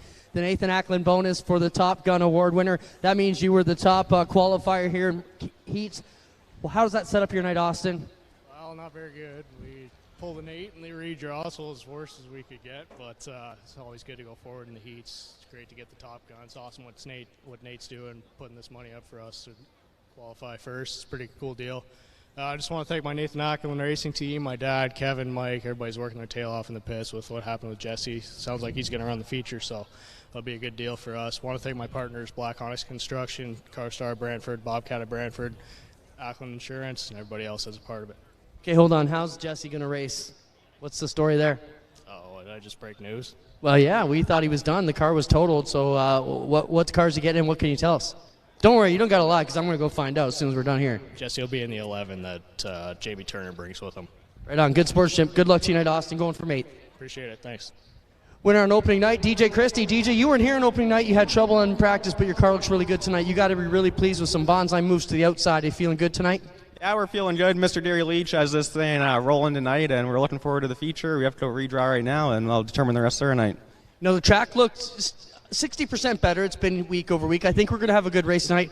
What's your thoughts on what we're seeing out there tonight? Yeah, I'm happy with it. As long as there's a cushion and I can throw a bomb down on someone, I'll be happy. Good luck throwing those bombs. DJ Christie. On. Adam's not letting you get out of here, though, first. Go ahead, Adam.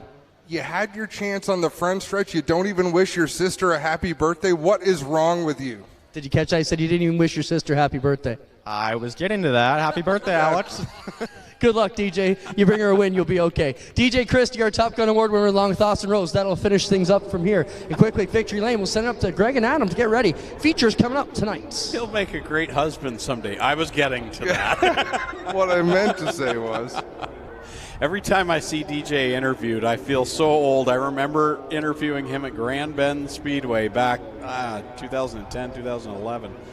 Just a little fella, and he's come along so far, and to see him winning, it's great to see, but boy, it makes me feel old. I had this conversation with Kim Banyard last weekend. I've been going to the races since I was a kid, and so has Kim. And her dad was old. When I was a kid, people like Dave Franks, people like Al Banyard, there were people who were old when I was a kid. They're still old. like we're getting old in these same, which thank goodness, like so glad that they're still with us. But the people that were old, now people are looking at us as the old guys, and I can only hope that we'll be here for some of that same duration. See, everyone's getting to see the little bit of gray, and pull the curtain over, would you? It's nice that we have the curtain, but there's the circuit panel, and we tried. We tried earlier tonight to set this up, but it's better. It's better than it was, sort of. Well, beautiful night of racing, and we looked at. What are you pointing at? Good sponsor placement from my sponsor, Sticks. When we're in the announcer's booth, we enjoy delicious sticks. I actually haven't enjoyed one.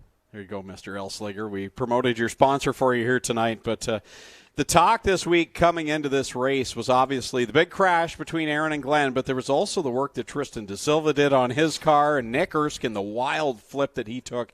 You said at the top of the show that was probably one of the wildest crashes we've ever seen in a mini stock before.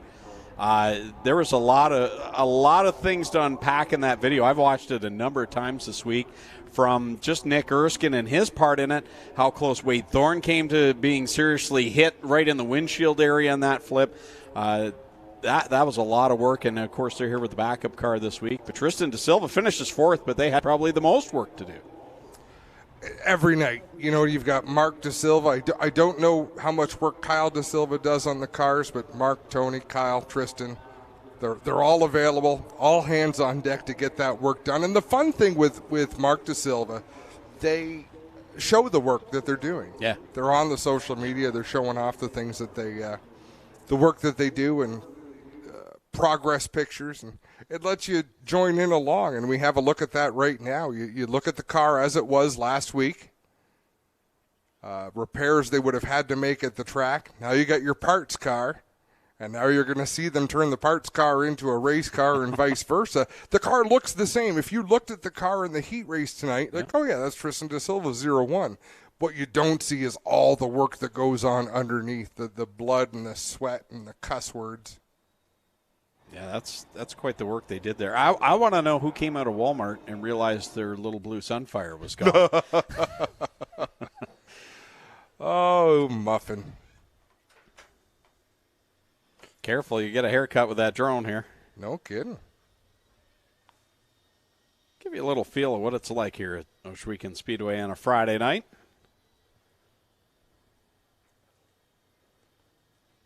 As the drone goes by, give it away, folks. Or swat at it. You know what's missing? The ice cream truck's not here again. I already got a text message about that. Where's the ice cream truck? There's Darren.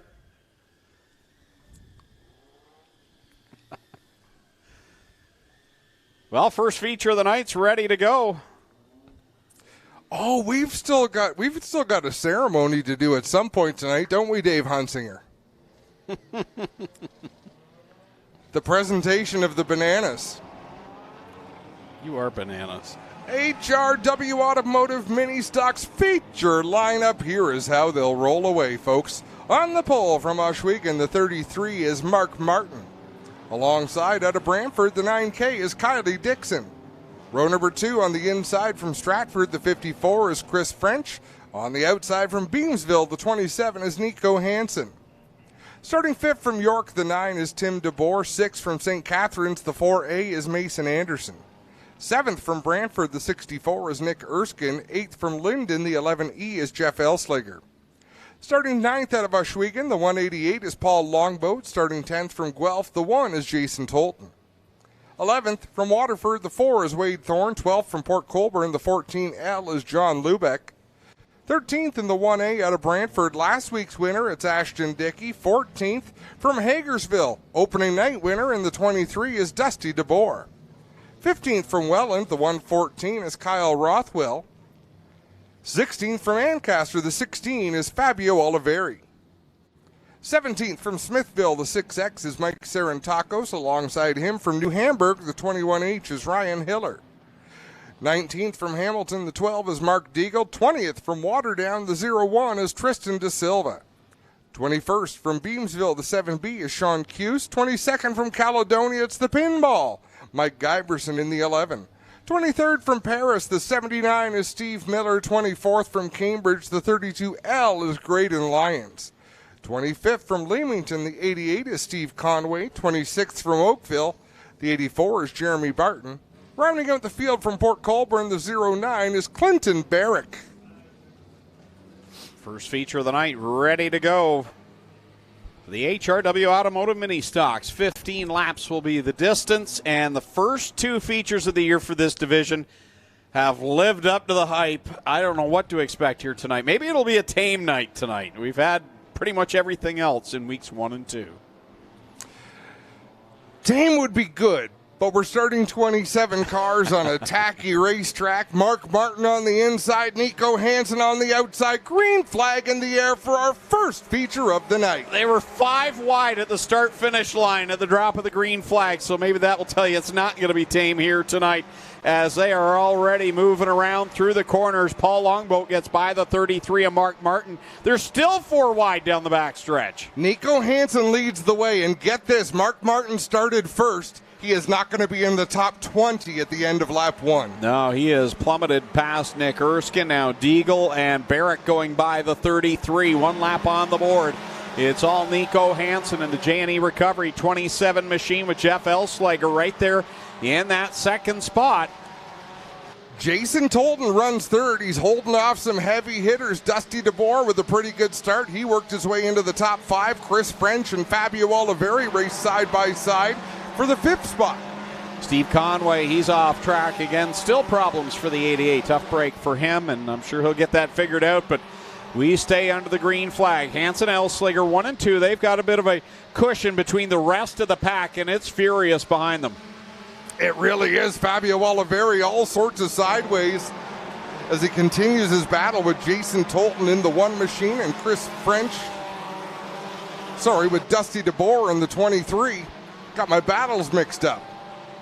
Yeah, Tolton and DeBoer. Fabio Oliveri right now in that 5th spot, and then it's Hiller and a pack of cars which include De Silva, French, Thorne, Lubeck, all right there.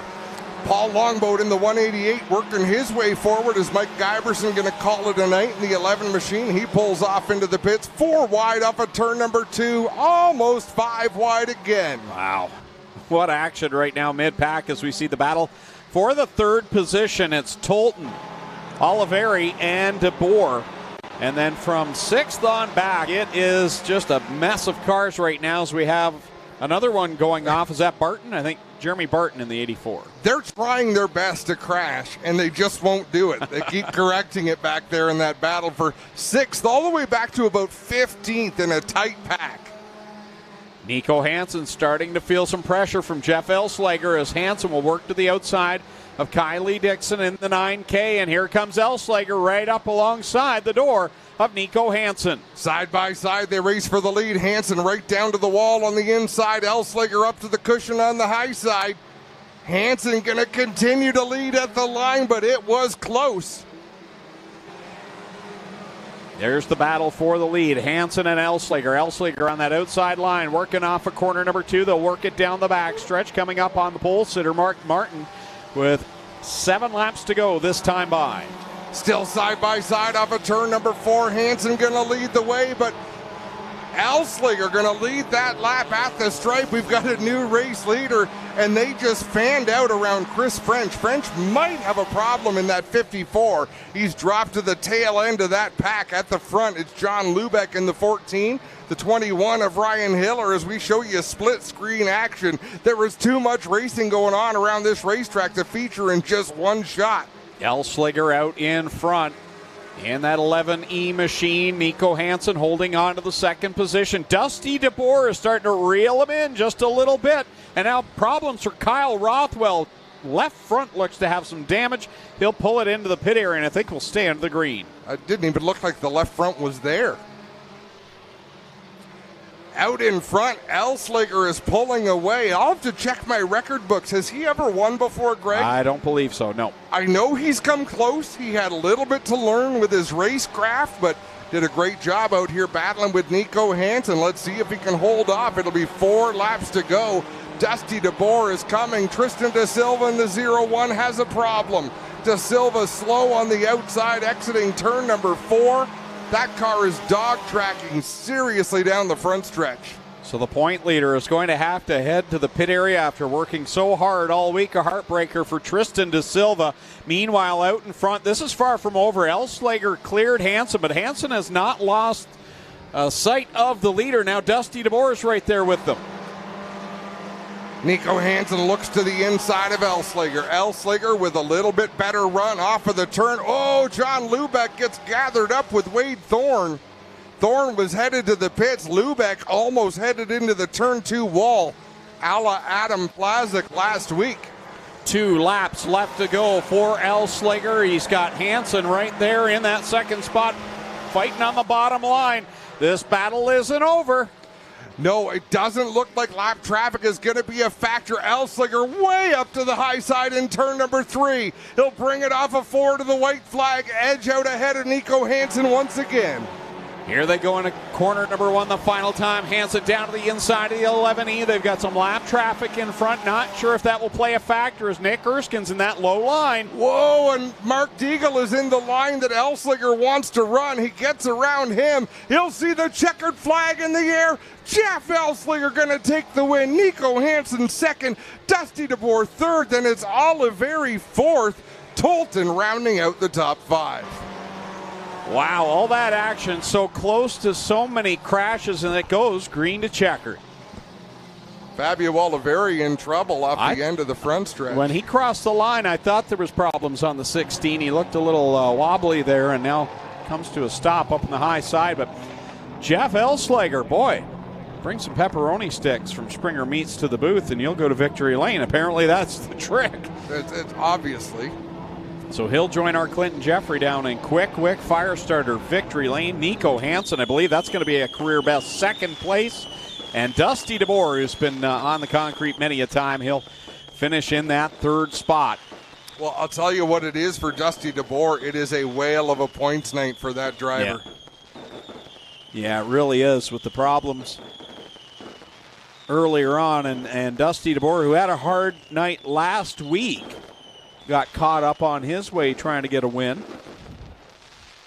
I was just checking, but Jeff Elslager did not win in the Bomber Division either. So I believe this is a first career win as he'll unbuckle, and our Clinton Jeffrey will talk to him as soon as he climbs out of the car here.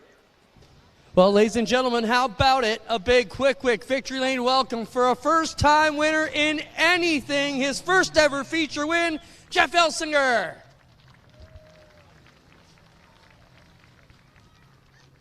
Congrats, Jeff. What a drive, man. You've been close. This car's been quick over the past couple seasons, but, man, you finally put it together tonight.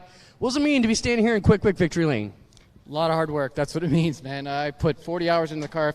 I hit the wall last week, and I had to rebuild the whole front end and the back end because I bent rims, everything, man. It was terrible. But I put the effort in, and look where it got me. I don't think you're going to have to fix much tonight except your smile, man. Congrats. Thank you. Can I thank my sponsors? Absolutely. Springer's Meats, Chicago Pneumatics, Northern Pine Compressed Air, Polygraphics, 5 Filter, All Pro Systems. Can't thank them enough. And actually, Mark Klotz, he does the alignment on it now. So here we are. Right on. Congrats, Jeff. Thank you very much. Jeff Elsinger gets it done here tonight, his first ever feature win. And another guy going for his first feature win, Nico Hansen. Been quick here, Nico, but you were involved in that wild crash last week, but come back for a second place win here. Solid run. Yeah, thanks. I just had to work on the car all week. Thanks to the sponsors. J&E Recovery, my mom, my dad, Julie Swayze. John over there. He always helps with the car, drives me to the track. It's just, I can't believe I'm here, man. You're doing good, man. Stick with it. Nico Hansen, younger brother to Josh Hansen, last week's feature winner. And we'll get over here. Look, Clint, look at how out of breath. And I'm not picking on him. It just shows how much work it is to drive these race cars. But Nico Hansen, getting some water down there, getting cooled off. But it's exercise doing what these drivers do. I think it was a bit nerves over there, first time on the big stage. But here's a guy been on the stage, Dusty. What a great run for you. As these guys mentioned, Tristan was out there, but he had problems. A major points day for you. That's got to make you feel pretty good. Yeah, the points day, you can't really think about it too much. It's such a short season that it comes down to whoever has the least problems a lot of times. So it's just getting to the finish these races and try to do the best we could. The start of that race was a bit chaos, and I think I just caught the right lane and got ahead. I was watching these guys go head-to-head. I thought they're both going for their first win. Maybe something like the first week will happen again, but they did a great job. And Jeff, he takes a lot of flack, but he put it to him tonight, so congratulations to him. Right on. Dusty DeBoer third, Nico Hansen second, and your winner, Jeff Elsinger, getting it done here tonight. How about it, ladies and gentlemen? Big round of applause for our top three in the HRW Automotive Minis on Renway Night. We'll be right back live here on GeForce TV. Tiffany Gate Fresh Gourmet. Our savory pasticides can be prepared any way you like. Serve warm or chilled, as a main or as a side. Tiffany Gate Fresh Gourmet. Create your way to great taste.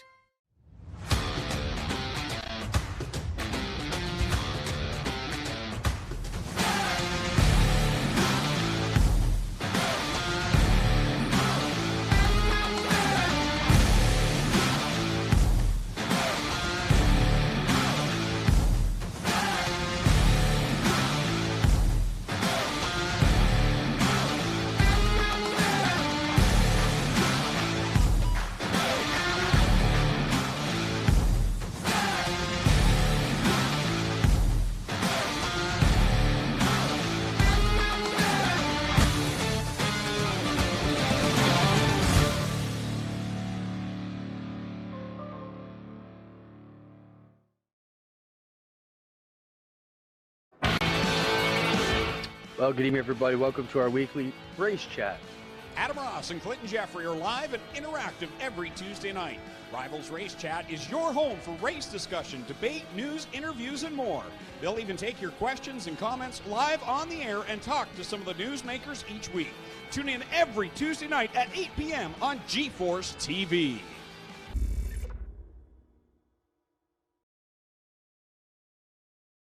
Lockhart's Odyssey is BRP's newest marine dealer for the legendary Alumacraft fishing boats, the luxurious Manitous, and the affordable Sea-Doo Switch pontoons. Come aboard our new outdoor showroom, located here in Cortland at Lockhart's Odyssey, your BRP superstore. Ohsweken Speedway Racing on GeForce TV is brought to you by Mighty White, the strongest wipe around. And by NTN, delivering the ultimate bearing experience.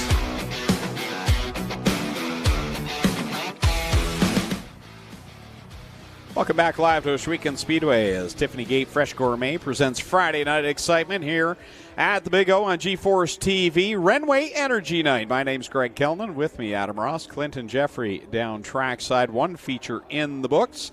First-time winner Jeff Elslager picks up the victory over Nico Hansen and Dusty DeBoer. Up next, it's the Strickland Brantford Chevrolet Crate Sprint Car Division. They're getting pushed off over on the warm-up track off of corner number 3. And that warm-up track we mentioned will come to life June 22nd for the micro sprint season.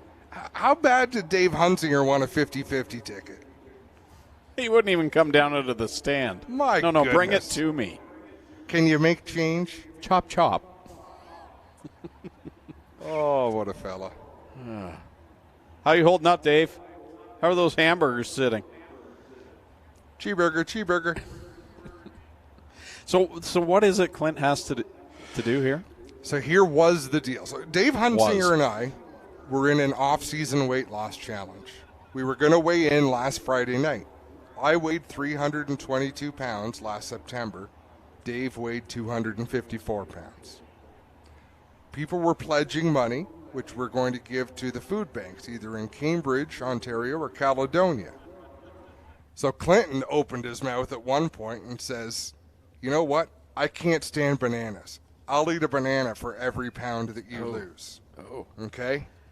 Now, we decided last week, for whatever reason, Dave had to work late on the Friday. We said, look, let's push way into this week. Clinton protested, said this is no fair, it's an extra week. So we made an arrangement. I'll let you go through the lineup of this race. Hold that thought. We'll reconvene next time we have a break, and we'll talk about it. I remember saying I'd eat one Blizzard for every pound. I had one last night, so I got one down. Okay? I just assumed you were prepaid. All right, here we go. Strickland Brantford Chevrolet Crate Sprint feature event starting on the pole out of Harrisburg in car 14W. It'll be Greg Wilson to his outside from Wayne Fleet and the BS 39. This is Brett Stratford. Lining up third out of Ancaster, the 16X is Keegan Baker, and to the outside starting fourth from Georgetown, the 2M Steve Murdoch. Starting in fifth from Bowmanville, car 31 is Dale Curran. Alongside him from Listowel in the 97, Sheldon Bender.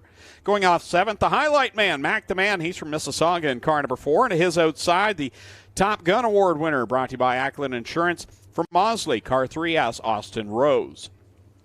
Starting in ninth out of Thamesford, car 14 is Larry Gledhill. Alongside him from Rockwood in the 94 machine, that's Ryan Fraser. Starting 11th out of Thamesford, the 45, that's Curtis Gartley. And the Iceman, Johnny Miller, starts in the 12th spot. He's from right here in Six Nations in car number 20. Starting in 13th from Ancaster, the 51 is Trevor Young. Outside of him in the 14th spot, John Cadman from Smithville in the 71C. Ashton Van Every lines up 15th. He's from Ohsweken in the 77E. And alongside him, also from Ohsweken in the MK8, it's Matt Hill. Going off 17th, Ken Hamilton from Brantford in the 69K. Josh Hill starts in the 18th spot in car number 99. He's from right here in Ohsweken. Starting in 19th from Kitchener, Adrian Staley in the 50LS, and Greg Smolders from Dorchester in the 00 starts 20th. 21st is where we find Lance Erskine. He's from Brantford in the 88. Tanner Podwinski at Wayne Fleet in the 72 lines up 22nd. 23rd, Cameron Thompson from Ohsweken in the 28, and his outside from Woodstock, Tyler Ward in the 29W. 25th starting spot is for Travis Hofstetter in car number 2 from Kitchener. Brian Anico scheduled to go from the 26th spot in the 9C, but I don't believe he's out there. And Gabby Darling, the 70mm from St. Thomas in the 27th starting spot, and Jesse Costa scheduled to go from the 28th spot from St. Thomas. Now, he is there in the 11 machine, but with a 52. He's put a black 52 on there. And how cool is that? So that was obviously a team decision by Jamie Turner and the rest of the fellas that work on that race car, because it is driven by committee this year. How terrible is this? I'm looking through all my sheets here because I don't want to screw it up. Jeremy Hughes drove that car opening night. Braden Chastney. Braden, that's the name that I kept thinking Chase Bratney, but that's not right. But yeah, making the decision to climb out of that car and let Jesse Costa race it for points. Here we go. Green flag about to go in the air for the Strickland Brantford Chevrolet Crate Sprint Car Division. Greg Wilson, Brett Stratford bring him to the green.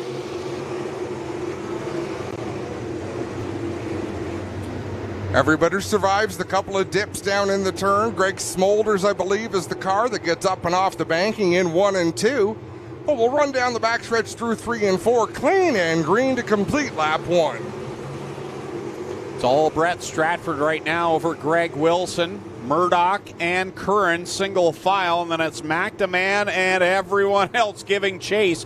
Austin Rose looking to pick up a couple of spots here as he looks low on the 4, McDeman. Dale Curran just squeezed past Steve Murdoch coming off of turn number 4 in that 31 machine to pick up the 3rd position. Sheldon Bender way up out of shape off of turn 2, but he collects it before he gets the wall.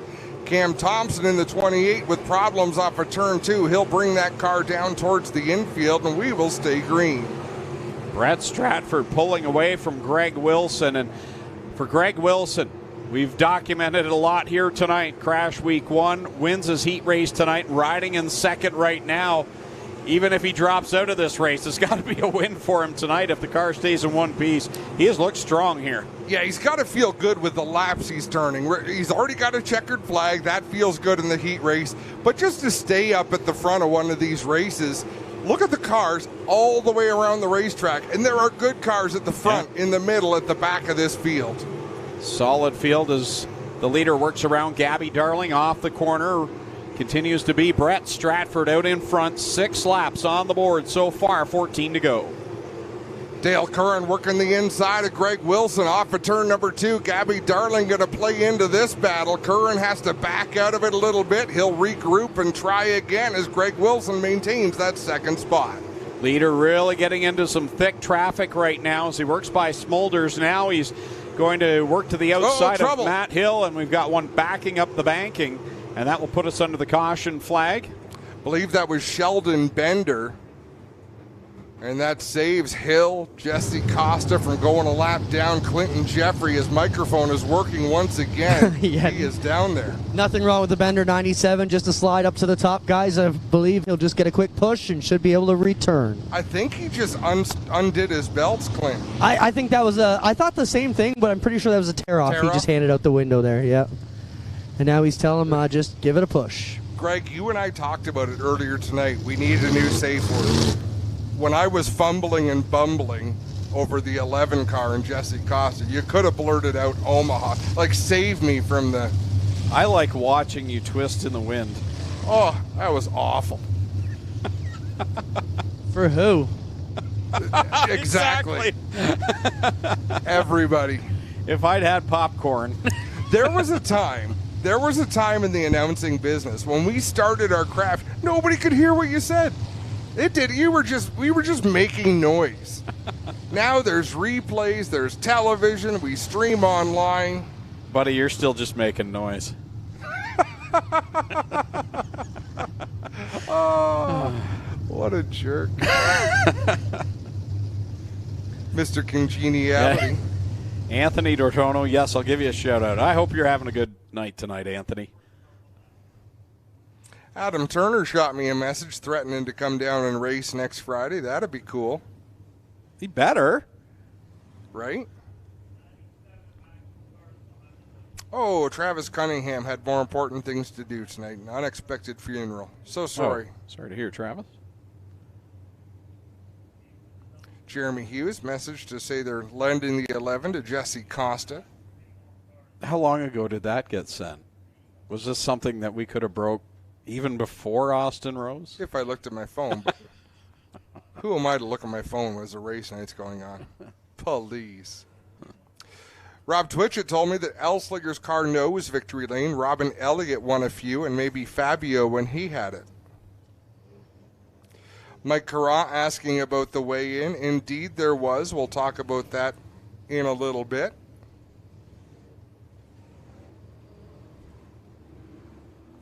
And Jason Whittle sent me a note about where they're starting, and then he sent, oops, wrong person. That just about catches you up to my personal text messages. Greg, you want to share a few of yours? Nobody's messaged me, so I'm good. Doctor says the prescription's ready. We're going to go with a quick fire it up so you can enjoy the sights and sounds of great sprint cars at Ohsweken Speedway.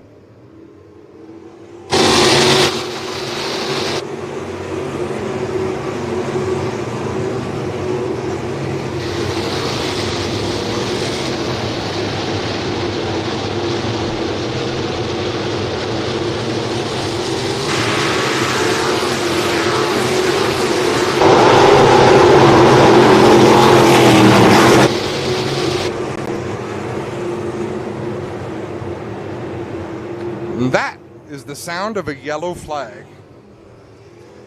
For Sheldon Bender, once again, his car comes to a stop to the entry of pit lane, so that will put us back under the caution flag with 8 on the board, 12 to go. Brett Stratford, you know, on one hand, he probably can't stand these yellows. On the other hand, it guarantees him no lap traffic for, 3 or 4 laps after the restart. But I think we're going to see quite a handful of first-time winners this year. Holly Weatherston says, my dad's here in the stands watching before open heart surgery. And we're glad that he's here tonight. And we wish you all the best. Glad you can make it. We want to see you back here, happy and healthy. In fact, we want to see updates on our stream when you're recovering and watching online on a Friday night. And then we'll welcome you back to the grandstands. So Sheldon Bender is staying on the racetrack in that 97. Yeah, guys, I don't know whether it popped out of gear or what. He just rolled up to the outside, said, just need a push. I think I'm good. So we'll see how this pans out. Now, that's Bender's second yellow flag of the night. I'm not sure. 2 yellows in a heat race sends you to the pits, but I'm not sure how it works in the feature. I believe it's 3. He's got 1 more strike. Yeah. Boy, do I hear it when I screw up a... I was going to say, good thing we don't have a 3-strike rule. Oh. I'm on my 784th mulligan. That's just tonight. All right, back to the Cargo Ease restart zone. Brett Stratford, Greg Wilson, Dale Curran, your top 3. Stratford at a snail's pace, bringing them back to the green flag. He knows what he's doing.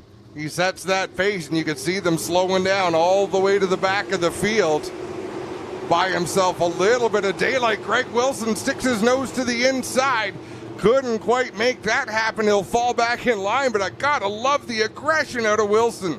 He's throwing it out there here tonight. He's not backing down after a crash on week number 1. Stratford, your leader. Here comes Curran up to the 2nd spot. Wilson, and now a caution flag will put us back under a slower speed here, but Wilson had just gotten passed by Dale Curran.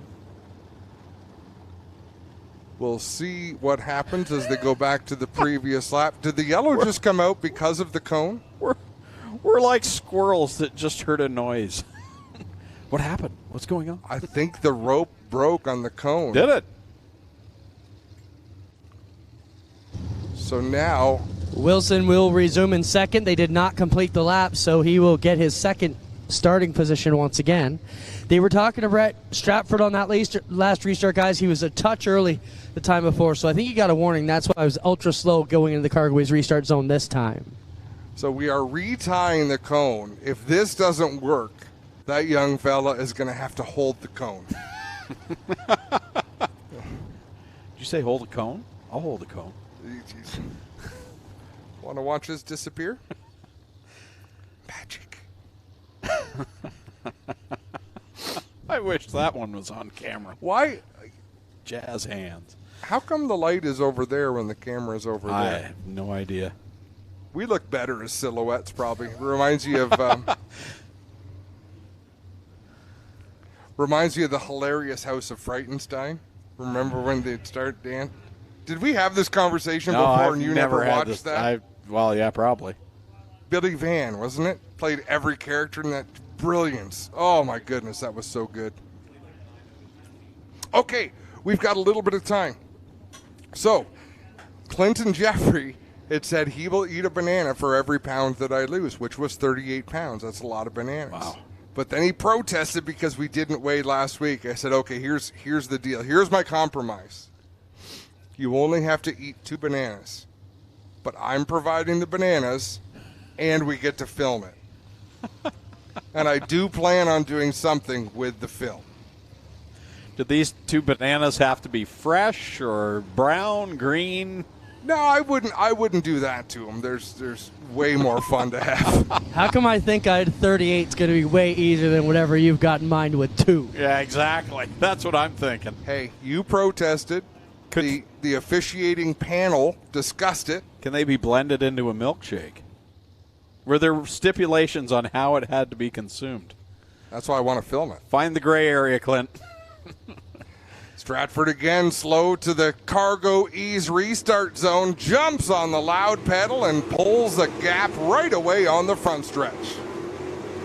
Wilson back to that second spot. As Clint mentioned, they hadn't completed the lap, and now McDeman gets around Dale Curran into the third spot. He'll go down right front, brakes on Greg Wilson, and boy, oh boy, is he lucky he didn't go over. The wheel has left the building. Yeah, and I'm glad. I think it went beyond where the grandstands are. And you could see his car try to catch. He's going to be disappointed, but at some point, he's going to be pretty stoked for how good he was running. So the right rear exits the park. I thought it was the left front at first, but yeah, he's lucky he did not go over. And,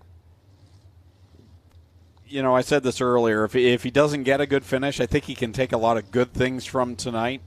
And the fact that he didn't viciously roll over there is another good thing to take. We're going to get a great look at this. It's gone there. Yeah.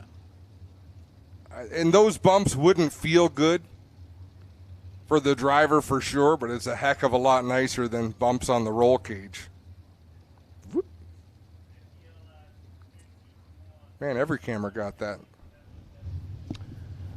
Well, guys, it was the center of the rim that broke here. You can see the hub is still attached. So the hub's still attached here. This is the center of the rim. The whole rim should be on the outside of here. And you can see it has sheared off and broke the center of the rim off. So what a great save here by Greg. This could have turned out a lot worse. How are his spirits in the car, Clinton? I know normally you talk to the driver to see if they want an interview, but... Greg, you broke the right front wheel, but you looked really good tonight. Can you take some positivity out of tonight? They were talking in my ear there. I couldn't hear what you said, Clint. I said, can you take some positivity out of the night? Oh, yeah. We were thrashing to get this thing back together the last week and a half. I don't know what happened. Did I lose a right wheel? Yeah, you broke a right wheel. Okay. Well, I must have been hitting those. There's a rut over here. I was hitting a few times there, and I must have got a real good one time, so must have broke the center out or something. Well, you got the speed. You just got to get the luck. Yep, we need to get it. We'll try next week. Greg Wilson back at it, a veteran here, many days in the sportsman ranks, moved up to the 358s and then packed it in for a while. But yeah, tore the center out of the rim, guys. That last replay we saw, the shot from the infield, I think it was, you could see how much air that right rear got. That kind of shades of the Indy 500 this past week. That took my breath away watching that as well. I think it's this one. Yeah, it is. Watch the tail end. This is where we need the telestrator. When it hits the wall. Wow. Like it goes straight out of the shot. Well, that's a 20-foot fence, right? Man, yeah. And thankfully, there's nothing beyond that. Well, eventually you get to Chiefswood Road. Well, the world ends at turn 4. Okay. Just goes straight down. Thanks, Captain Literal. There you see, we're broke off. Nice little ninja star there he's got. I'm sure he'll be thrilled. An arts and crafts day. The fact that that's all that's broke after that, that's pretty impressive. Good bit of driving by Greg Wilson here tonight. And Greg mentioned tonight, and who knows if that was a fresh right rear, but these are things these teams will all be looking at. After the first 2 weeks of this year, the track had some character. It was pretty rough at times. Those are things sometimes you can catch them, most times you can't, Greg, but they're weakening, and then you hit something just wrong once, and the damage is done. Well, week 1 winner, Austin Rose, he redrew the 8th spot for the feature. He's up to the 4th spot now, just at the halfway point in this one, so he's making the march forward. Couple of drivers that are impressing me here tonight. I don't want to leave out some drivers that are having good runs as well, but Larry Gledhill up there in 6th. Yep. Keegan Baker up there in the 9th spot, and John Cadman up there right behind in the 10th position. Some drivers having good, solid runs right now at the halfway point. McDeman is trying to leave some space. He knows what Brett Stratford's going to do, but Brett's just going so slow for so long, he's got to get up to that tail tank, and that's where he is right now. I think Stratford will fire a little bit earlier. I've watched Brett Stratford run a lot of races, particularly go-karts indoors. He has the racecraft. McDeman stayed right there with him. They'll head down into corner number 3 as Josh Hill farther in the pack had to gather things up. And the battle for second now rages on. Dale Curran and McDeman as the leader. Brett Stratford pulls away. That's exactly what Stratford wants. He doesn't know what's going on back there, but that battle with Dale Curran and McDeman is helping Brett Stratford drive away. Just watching Sheldon Bender. He had those 2 early caution flags. That car still doesn't look like it's handling that well for the 97. He's still out there, but just an update there on where he's at. I'll tell you another one who's impressive right now, Jesse Costa. Took a few laps to feel things out in that car, but he's slowly picking cars away, turning a horrible night into something that's not going to be quite so bad in the point standings. And if you'll remember on that first caution flag, he was about to go a lap down. So, yeah, good point there for Jesse Costa making some moves here. And it looks to me like he's running a safe line. He's keeping that car at the bottom of the racetrack, not putting himself in a bad spot. Speaking of bad spots, Brett Stratford closing in on Gabby Darling and Ken Hamilton. Those two just got squirrely in turn number 2. He'll swing to the outside, a couple of clean passes. It's all Stratford at this point with 5 laps left to go in this one for the Strickland Brantford Chevrolet Crate Sprint Car Division. Big gap to that battle that we're watching between Dale Curran and McDeman. Curran in the 31, McDeman in the 4. Brett Stratford tried to go to the outside of Sheldon Bender, and Bender came up to the wall. Stratford just about ate the concrete. Headed down towards turn number 1. Great reflexes. We've got another slow one, and Stratford just missed it. It's Ashton Van Every. Brett Stratford has to think he's playing a video game right now. That looked like Paperboy. Remember that old game? Long time ago. Yeah. Things coming out from everywhere. I don't know what kind of shot we have of the last lap for Brett Stratford, but if we had a camera following the leader, watch the last lap and a half. That'd be a mighty white lap and a half. Oh. He came very close to Van Every there right before the caution flag to be cleaned out. Man, oh man, did he ever. Well, here's a look at the action down here. Ashton Van Every has cleaned out the last block on the inside and has pushed back his front axle quite a bit, as you can imagine. He gets out here to take a look with the safety crew here and now shakes the head back. We'll get over here. Ashton, are you okay? What happened here?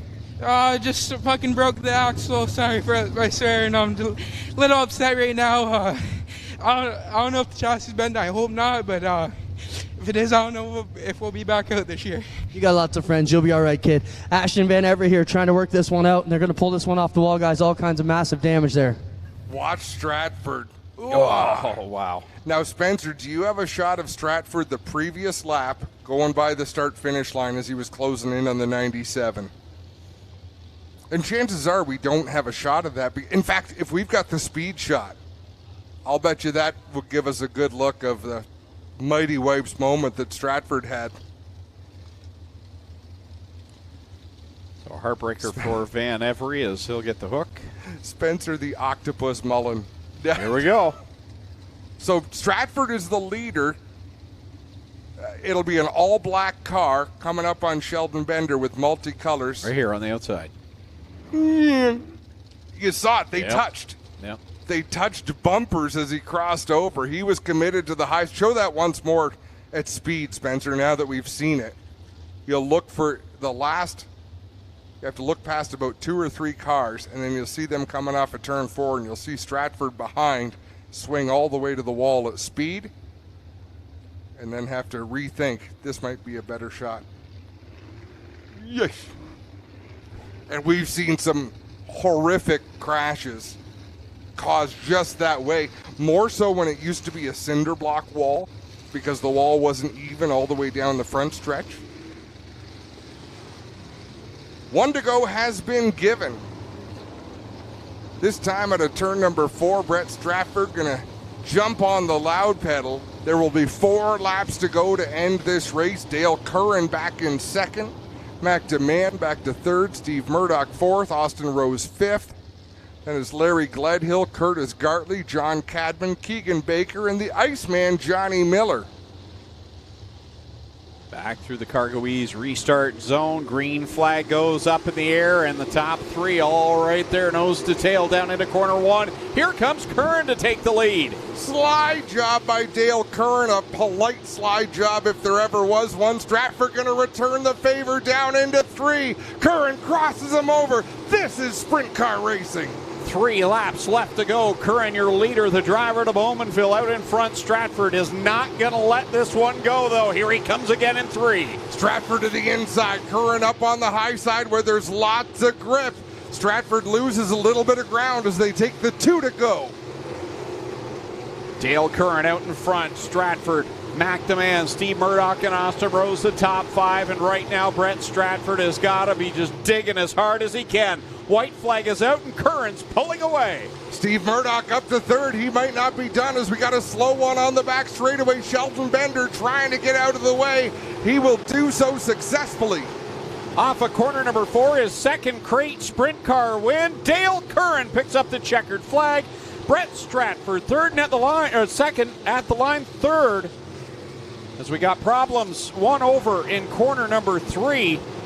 Jesse Costa, what a shame. Lost the right rear going into 3 on the final lap. A lazy tip over. So it was Dale Curran, Brett Stratford, Steve Murdoch at the line. 3rd over Mac DeMann and Austin Rose. Larry Gledhill 6th. 7th Curtis Gartley. 8th John Cadman. 9th Johnny Miller. And 10th Tanner Podwinski. As we'll get on the scene there with Jesse Costa's 2nd rollover of the night, different car this time. And that was just a tip over, innocent tip over. I'm sure it doesn't feel that way to him right now.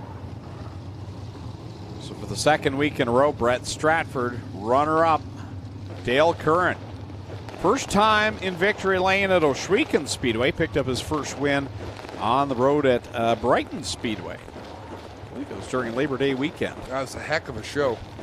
And Steve Murdoch 3rd as Lone Wolf Fireworks lights up the sky here at Ohsweken Speedway, the official firework provider of the Big O. And our Clinton Jeffrey is down there as Dale Curran gets the helmet off and gets ready to celebrate in Quick Wick Firestarter Victory Lane. Yes, youngster's been racing all kinds of different disciplines over his early career here, coming out of road course go-karts, decided what would be the next step, decided dirt sprint cars would be it. Been doing a lot of racing down in California, wingless 360s. Picks up his 2nd crate feature win here. Mom and Dad are in the house. He's going to climb up. How about it for young Dale Curran?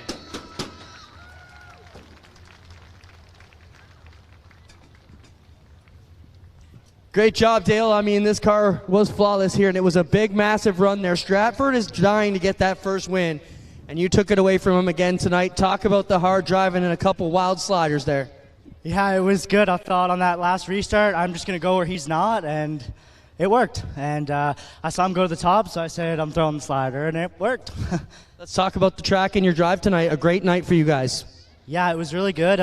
The bottom was working at the beginning of the race for me, and then I moved up to the top and never went back down. It was really good. Right on, man. You did a great job here tonight. Congrats. Thanks. I'd like to thank CN Produce as one of my sponsors and the Veggie Shack. Thank you guys for coming out. Right on. Dale Curran gets it done, Adam. That's pretty cool. We'll send it up to you. We'll get over here and talk to Brett Stratford. That is pretty cool, and probably for the sake of our 50s and 60s, it'd be great if some of these produce sponsors would accompany the pepperoni sticks that we're getting. But hey, beggars can't be choosers. Clinton Jeffrey, you're down there. I can see his smile from here, but he's got to be frustrated. Yeah, I just made him smile. He was angry about 30 seconds ago. Brett, man, they keep slipping away from you, but you got to be there, and one of these days you're going to grab it, man. What can you tell us about your night? You were so close to grabbing that elusive first win again.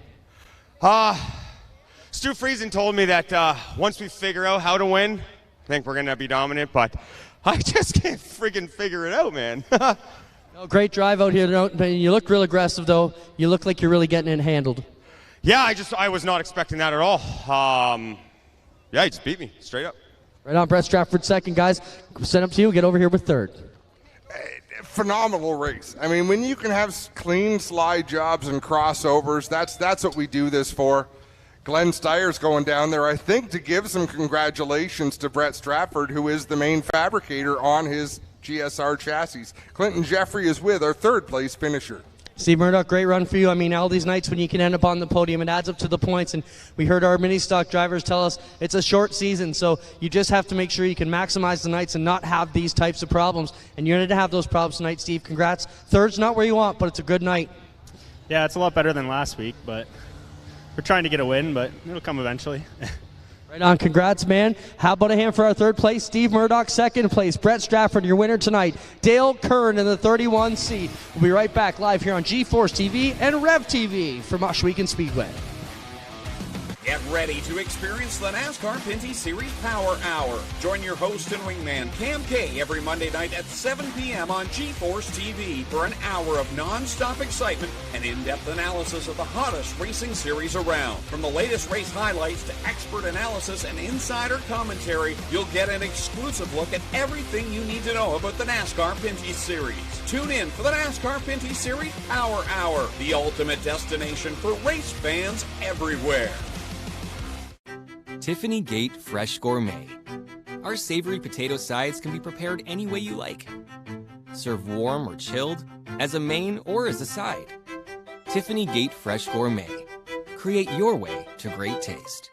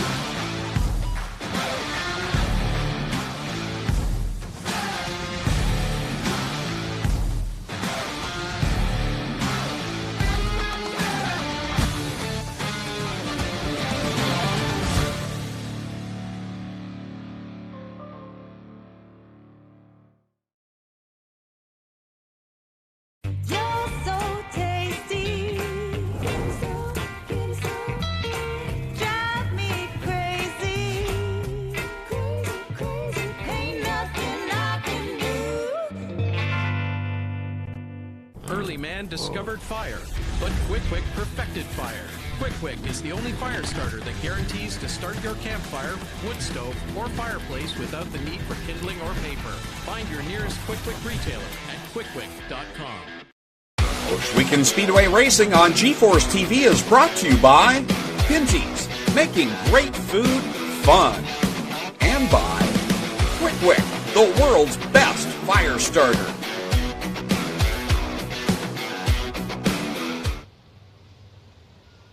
Welcome back live to Ohsweken Speedway on G-Force TV as Tiffany Gate Fresh Gourmet presents Friday Night Excitement.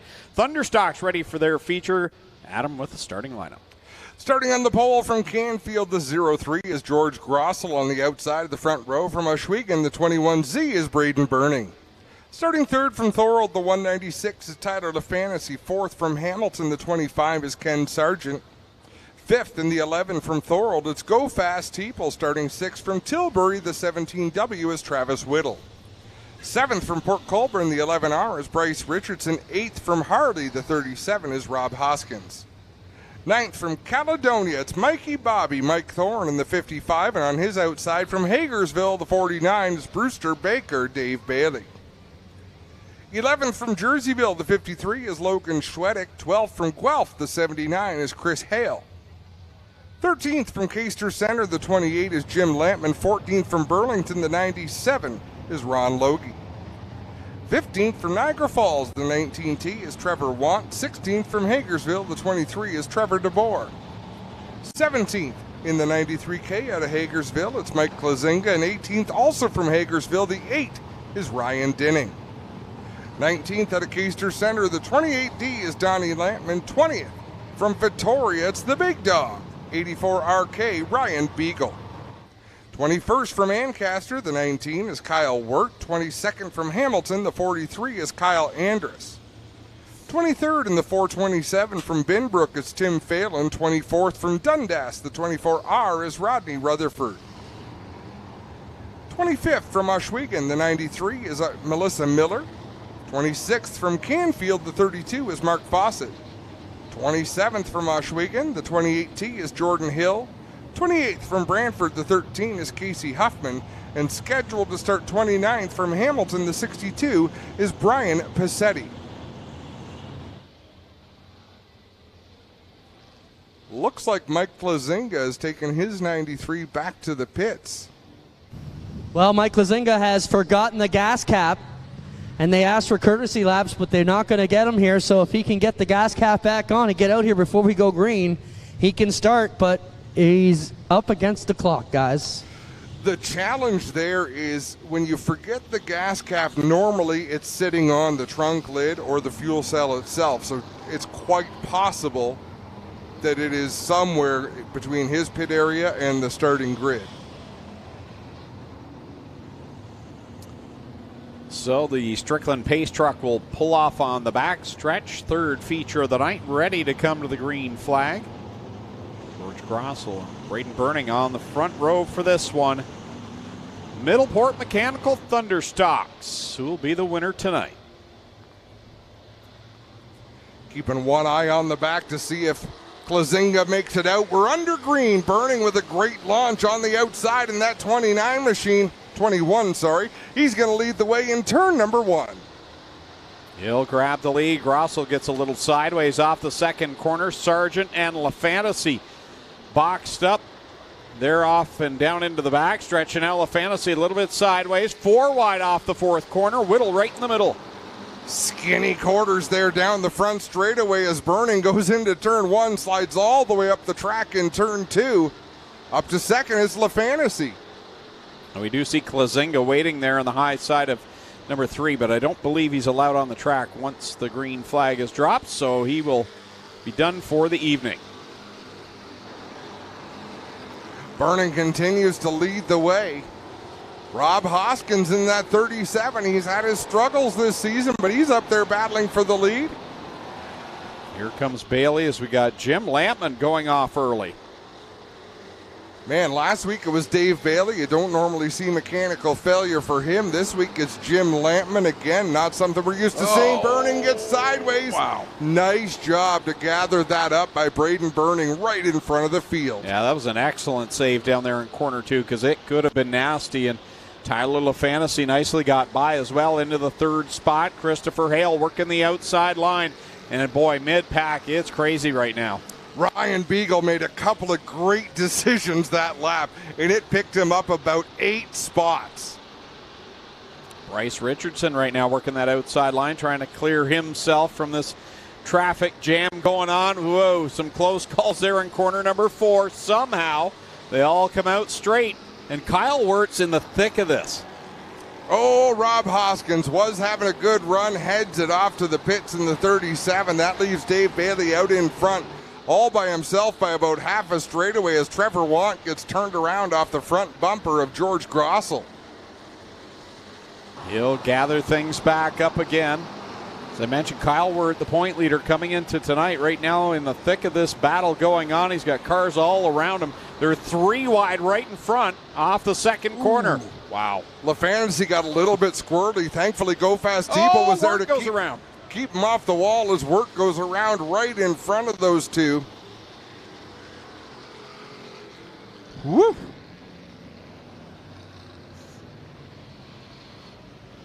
That was a lot to unpack.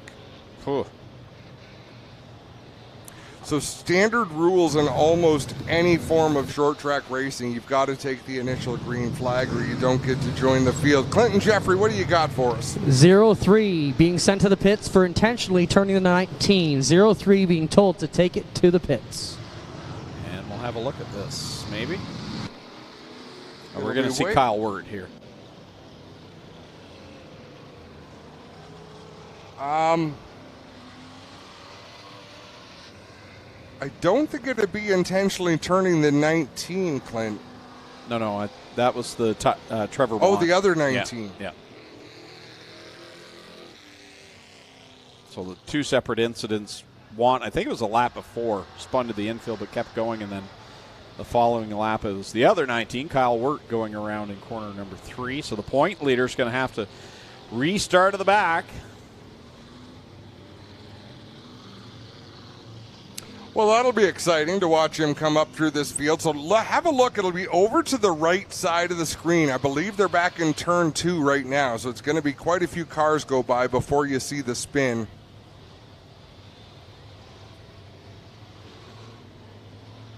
Pretty impressed that Doug caught that, but he catches most things. I catch hell every Friday when he walks through the tower because he tells me what I did wrong the week before. But if you put your opinions out there, Greg, sometimes someone smacks you right in the mouth for them.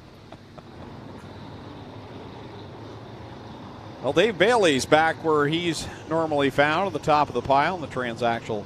I have a hard time with transaxle. I'm enjoying it. Queenston Chevrolet, Gibbs Action Sport 49. Christopher Hale up to the 2nd spot. Good for Bryce Richardson up there in 3rd.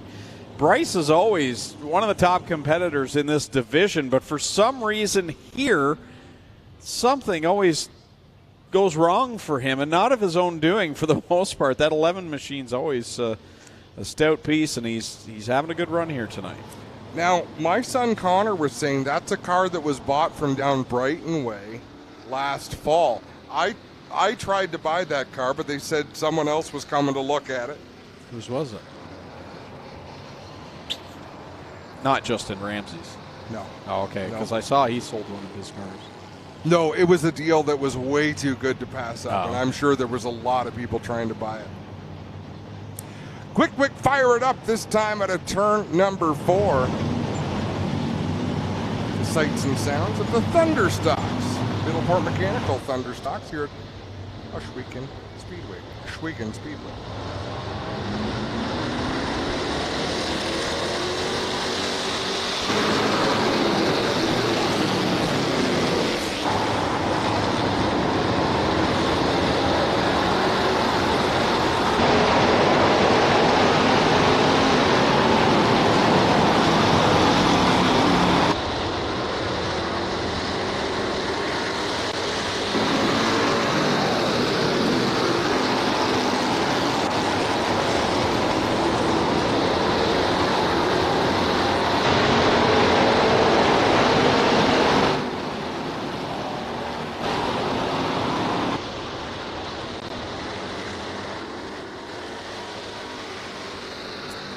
Well, look who's back to the top. Ryan Beagle and Dave Bailey going at it side by side. We've seen this a number of times, and I'll just say right now, sorry, Bryce Richardson, I won't mention him again. He just took it off into the pit area, so a great run. And something went wrong, I think, on that restart for him because he slowed down the backstretch. And that was Josh Black's car. Okay. Josh Black had that car thanks to Adam Turner, one of my many proofreaders. What do you call that? A fact checker. Fact checker. Ryan Beagle, winner last week. Looking to be the first repeat winner of the season here at the Speedway in any division. The car, you know, high. Dave Bailey is often very happy for Ryan Beagle, but I think the novelty is about to wear off for him as he works up the inside. Abby giving us some great drone shots. Beagle goes way to the outside, then carves the car down the track. Bailey smooth around the bottom. What a shot. Dave Bailey on the bottom, Beagle on the outside. He'll drop alongside and edge ahead down into corner number 3, and it's off the corners where Beagle's really got it to the floor. I think Abby almost hit the roof there. Beagle's driving downhill. Now, both of these cars have GoPros mounted on them. You can see Beagle's out the left side. Yeah, Bailey's as well. Right there on that A-pillar. That'll be great footage to watch. Not that our footage isn't fabulous. 6 laps left to go. Door-to-door racing between two of the best, Beagle and Bailey. How about Rodney Rutherford? He's worked his way up to the 3rd spot. Rutherford's won here in a mini stock.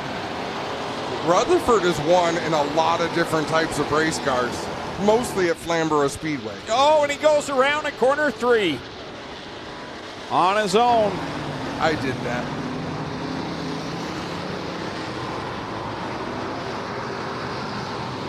Rutherford up in that 3rd spot. We'll loop it back around, and 6 laps left to go. Sorry, Rodney. All right. We don't do this very often, but the crowd, I'm sure, has an opinion. Who thinks Ryan Beagle's going to get the win here tonight?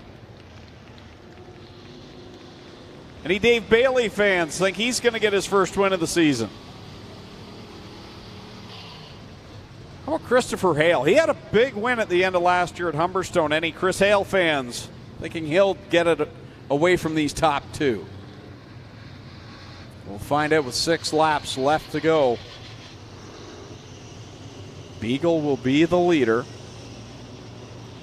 And we're going to have a replay here on Rutherford going around.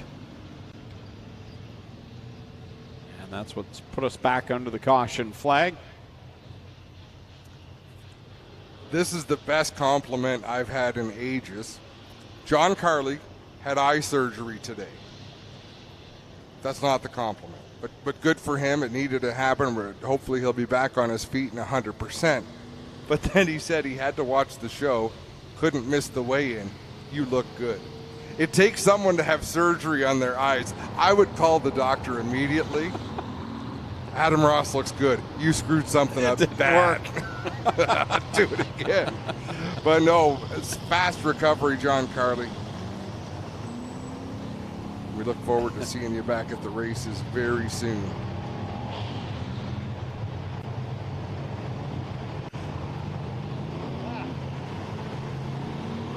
Greg Boydell, we got to say hello to him as well. So many people checking in. It's nice of them to check in because sometimes when they don't, we worry about them. Yeah, Jason Chapman, you're absolutely right. I stepped on it there.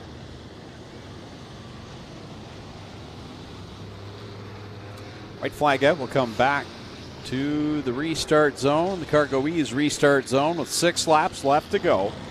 Beagle on the bottom side, Bailey on the outside. Beagle stuck Bailey to the high side. I think he would rather be on the outside, but he knows Bailey is really strong on the bottom. 6 laps to settle this score. Can Chris Hale do anything from that 2nd row restart spot? The Cargo Ease restart zone is where they're at right now. Beagle hard on the gas. They're back to green. Wow, Kyle Wirt was at the tail of the field a couple of cautions ago. He's now knocking on the door of the top 5. Here comes Ryan Dinning on the outside.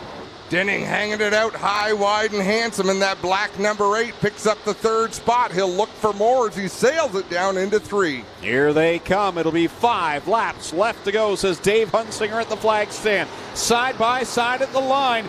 Beagle had the slight advantage. Here comes Dinning around the outside. Ryan Dinning is up there in the rough stuff. That car is absolutely bouncing through the turns, but he refuses to lift as Kenny Sargent is slow up in turn 2. I'm not sure if he's going to make it to the pits or not, or if we're going to see a caution. We stay under the green flag.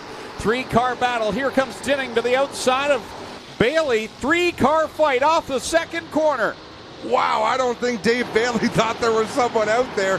Dinning drives it into 3. Look at that black car swinging around 2 of the hottest Thunderstock drivers in recent history. And he'll take the lead with 3 laps left to go. Bailey and Beagle fight it out. Dinning lost a little ground there in 2. The car gets sideways. Bailey back to the top spot. He got up into no man's land there in 1 and 2.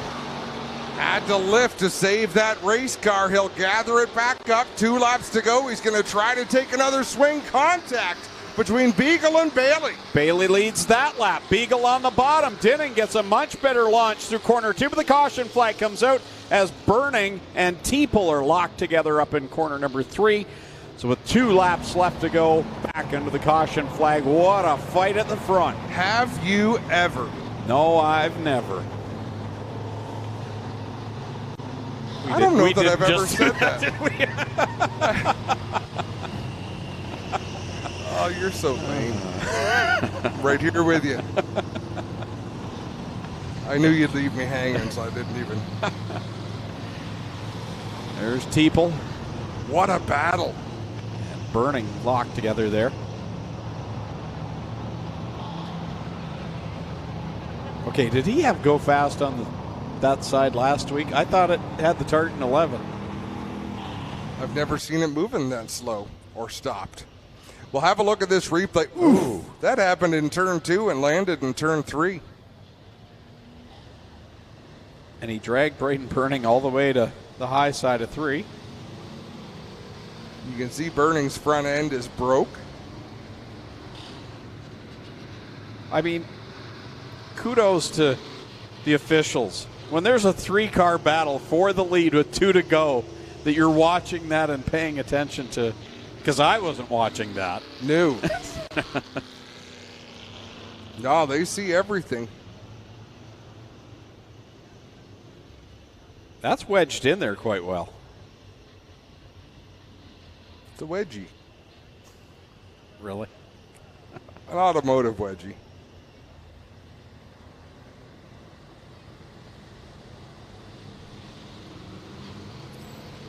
What a battle. Looks like it'll be a 2-lap race to the finish.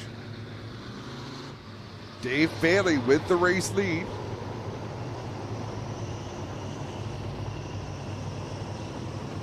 Ryan Beagle will restart alongside, and then Ryan Dinning is going to restart third. Second row does not get to choose inside or outside, so Dinning is going to have to try to make something happen from the bottom of the racetrack. I think his biggest hope would be that he can clear Chris Hale in 1 and 2 to get back to where his car really flies up on the outside. Clinton Jeffrey, what's up? Yeah, they just got this sheet metal pinched together here, so they're going to do their best to pop it apart here, and we'll see how this one comes together. But both cars appear to be all right.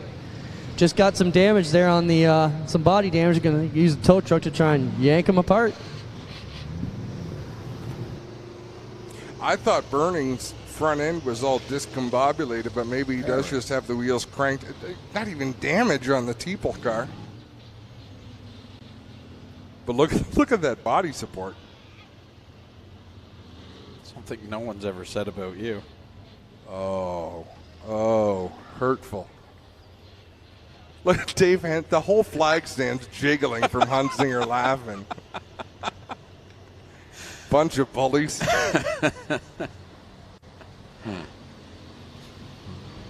So I don't know if we mentioned. So I lost. The deal was between Dave and I, and there really wasn't going to be a winner and a loser because we both did pretty good.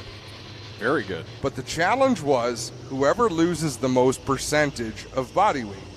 Because in the weigh-in, I weighed 322 pounds, and he weighed 254 pounds. So it's not fair because I had more blubber I could lose. So it's got to be a percentage. Well, how about this? We got them both back out there. They both got their safety gear back on, and both are able to continue. So Teeple looked at me with a big smile. First time he ever smiled at me and said, "Not too often I get to get back out there." Yeah, that's true. Usually that's the night for him. So Teeple will rejoin. I lost 38 pounds. Dave lost 30 pounds. So you've got to do the math. 38 pounds on 322 is 11.801%. There's 11.801% less of me. Dave Hunsinger, 254 to 222 is 11.811. He lost 0.01% more weight than I did. He is the winner. Green flag of the Cargo Ease restart zone. Dave Bailey jumps out to the early lead. Beagle will flank that outside. He's rolling the top. Dinning's up there. Here comes Kyle Wirt. Don't count Chris Hale out of it. Denning needed that half lap to get things wound up. He's kind of got to hope that Beagle gets up there to mess with our race leader. The white flag is out one more time around. Beagle finds room at the line out towards the wall. Here he goes on the high side around Bailey off of corner number 2. He's got the foot in the throttle. Side by side into corner number 2. Who's it going to be? Bailey drives it deep to the inside. Beagle drives it not quite as deep on the outside. He's banking on a big run off the corner. Bailey closes the door. Bailey for the win. Beagle second. Dinning in third. Kyle Wirt fourth. What a great comeback with Logan Schwedick rounding out the top 5. No, he's not. Chris Hale rounding out the top 5. What a race. That's as good as it gets in full-fendered stock cars. Ryan Beagle, last week's winner. Dave Bailey wins tonight. Kyle Wirt on week number 1. Still, no two-time winners here at Ohsweken Speedway in 2023. Lone Wolf Fireworks will light up the sky as Dave Bailey will pick up his first win of the season here at the Big O. Down in Quick Fire Starter victory lane. Ryan Beagle second. Ryan Dinning comes home third. Our Clinton Jeffrey will catch up with the top 3 here in just a moment. But for Dave Bailey, 3 weeks in, what took him so long? Right? Came in 10th in points, and this will get him back in the thick of the championship chase. I wonder how out of breath Dave's going to be. That race looked like a lot of work. He looks pretty chill to me as he gets the Hans device off and we're ready to roll out here into Quick victory lane. Drops the window net. Here he comes for the first time in 2023. Brewster Baker, Dave Bailey gets it done here tonight.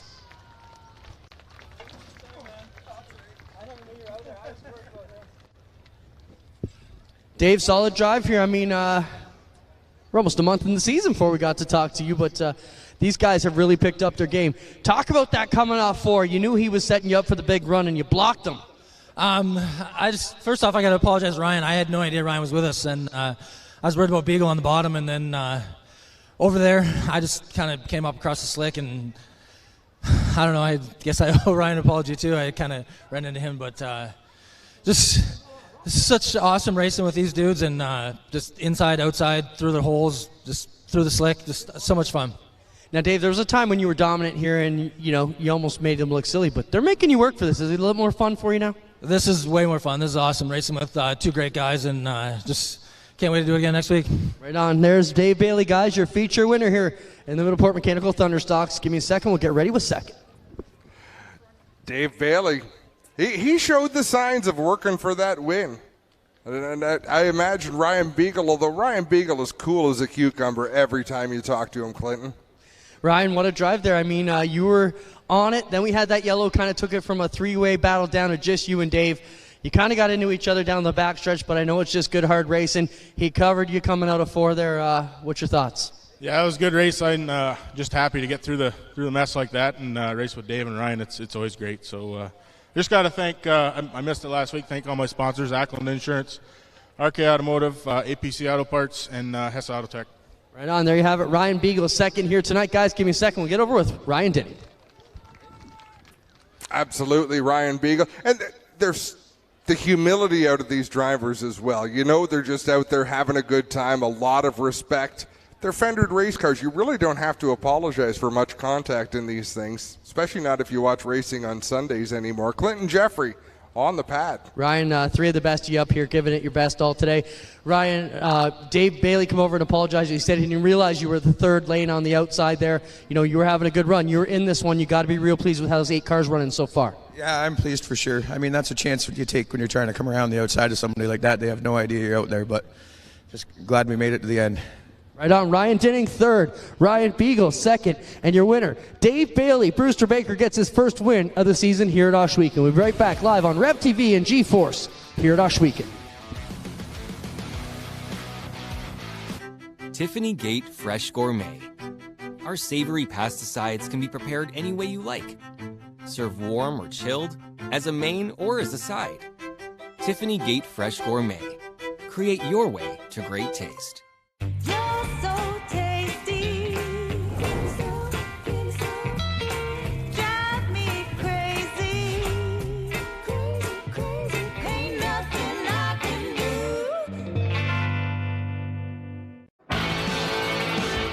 Well, good evening, everybody. Welcome to our weekly race chat. Adam Ross and Clinton Jeffrey are live and interactive every Tuesday night. Rivals Race Chat is your home for race discussion, debate, news, interviews, and more. They'll even take your questions and comments live on the air and talk to some of the newsmakers each week. Tune in every Tuesday night at 8 p.m. on GeForce TV.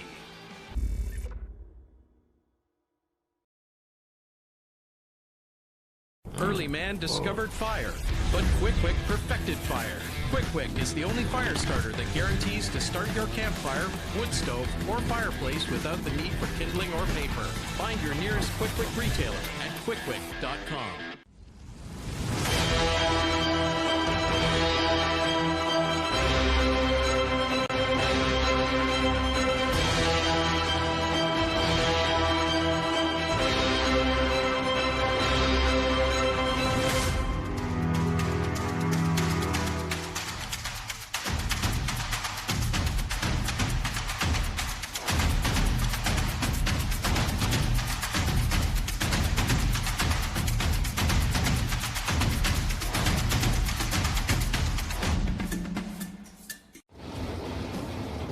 Welcome back live to Ohsweken Speedway for Friday Night Excitement, brought to you by Tiffany Gate Fresh Gourmet on GeForce TV. I'm Greg Kellman, along with Adam Ross, Clinton Jeffrey down trackside.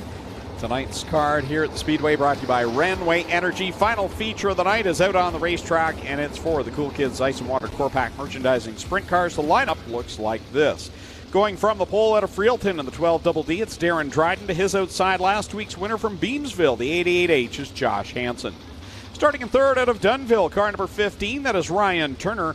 And a heat race winner tonight, starting in the fourth spot, DJ Christie out of Beachville in car number 5. Starting in fifth out of Benbrook, car number 9 is Liam Martin, the live wire. And to his outside, Corey Turner, the 2022 champion from Tilsonburg in the 17X. Starting in seventh, Nick Sheridan out of Mount Bridges in car number 45. And D-Dubs, Dylan Westbrook out of Scotland in the 47X starts in 8th. Starting in 9th out of Brantford in car number 10, it's Downtown Mitch Brown. Alongside in the 10th starting spot out of Thamesford, car number 7 is Eric Gledhill. Rolling off 11th out of Ohsweken, car number 0, the Ohsweken Flyer, Glenn Stiers and his teammate to the outside, starting 12th. Also out of Ohsweken in car 68, it's Aaron Turkey. Going from the 13th spot, that's where we'll find Tyler Powless out of Ohsweken, the 77T, and Mike Bowman out of St. Catharines in the 71 starts 14th. 15th starting position out of Lewiston, New York, the 81 is Derek Jonathan. And going from 16th from Niagara Falls, the 70 is Bailey Hurd. 17th starting spot from Brantford is Lucas Smith in the 49L. Kevin Pauls out of St. Catharines in the 46. He'll start in the 18th spot. 19th position from Dorchester, car number 1 is Holly Porter. And starting 20th out of St. Williams, the 21, John Burbridge Jr. Starting 21st out of Caister Center, the 11, that's Jamie Turner. And 22nd out of Hamilton, the 19D, Alan Downey. In the back row, starting 23rd from Scotland, the 87X, that's Sean Evans. And going off 24th out of Wilsonville is the 94X of Scott Hall. There you go. Is that better? Well, guys, just want to bring you up to speed on our Lockhart's Odyssey ones to watch. Last week, we told you to watch the 88H of Josh Hansen. He went on to pick up the win. Tonight, we're going to keep our eyes on the 15 of Ryan Turner. Keep your eyes on that Creative Edge 15 of Ryan Turner, the Nitro 54 machine.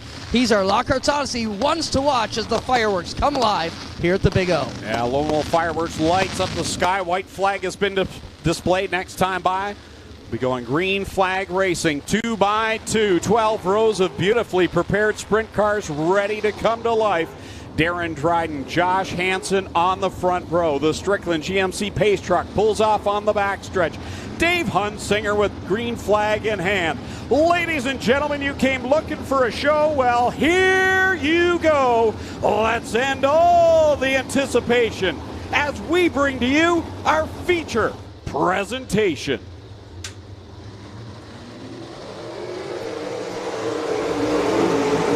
There, rumble, bumble, stumble down through 1 and 2. Darren Dryden out in front, and the whole pack will work their way through. Threading the needle, Glenn Stiers, Eric Gledhill mid-path.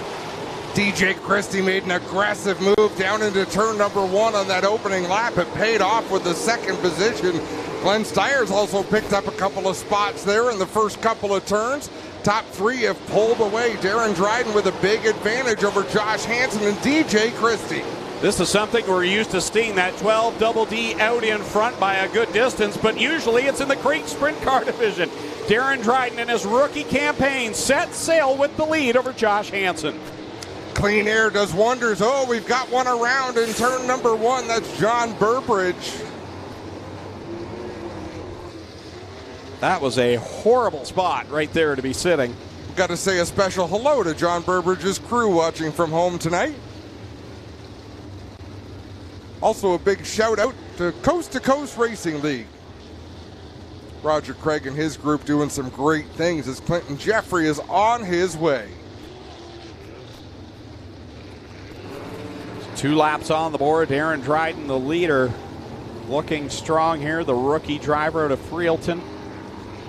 Multi-time winner in the crate sprint car division, looking strong here in the opening laps. He's got last week's winner bearing down to see if he can be the first 2-time winner of the season.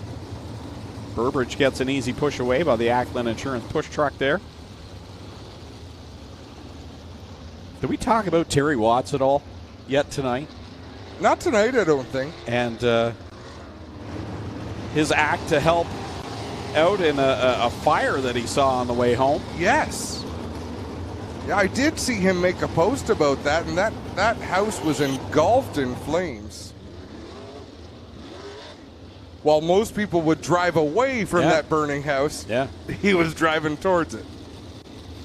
Guys, Dylan Westbrook has stopped here on the back straightaway. His belts are loose, so they're trying to get him adjusted here and try and get this one up. And if you can see, our safety crew is in here. This is a ratchet type belt, so it's actually a little mini ratchet that stays there, and the team can use it. So he has pulled over and he's got problems with his safety belts, and you can see that little ratchet, and you can see Dylan's hand in there as they're trying to get it to tighten up. He says he's good to go, so it was a safety issue, guys, and that's one thing if you're new here to sprint car racing, they can do that. They can pull over, show the officials that their belts are loose, and get that safety gear tightened back up with no penalty. No harm, no foul, and we want everyone to be as safe as possible, so Dylan Westbrook will rejoin in his spot. Yeah, so they're told at the driver's meeting, if you have a problem with your belts, your one-way communication radio, or your helmet, or anything else like that, you're free to pull over near one of the safety officials to verify that that's what it was. Big Ryan was able to confirm that, and we're able to get him back out there. Clint, I know this is completely off topic, but did you see the field of super modifieds at Ohsweken Speedway last week? Did not.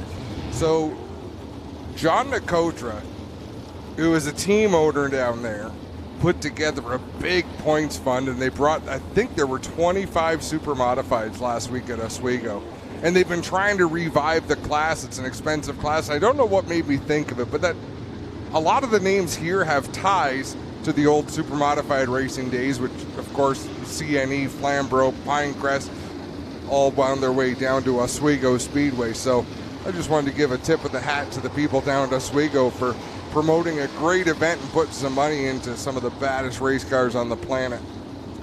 All right, field ready to come back to life. The Cargo Ease restart zone. Darren Dryden on the inside, Josh Hansen on the outside. Let's do a quick fire it up. The sights and sounds of the 360 sprint cars coming back to life here at the Big O.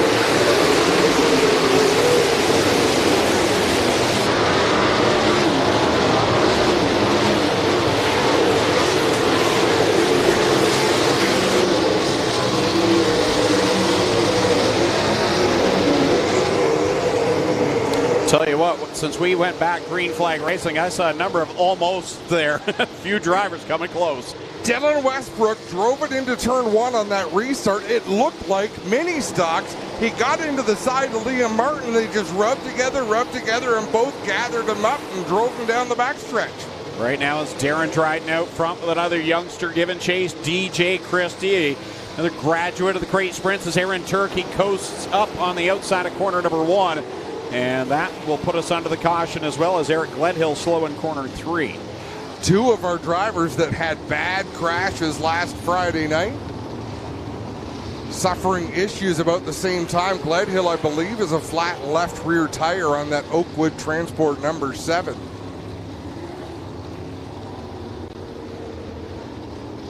He's going to scurry off to the pit area and get his 2 minutes. And the quicker he can get there, when does a 2-minute clock start? Is it once Aaron Turkey is cleared? Once the driver who wants the time gets to the work area. Okay.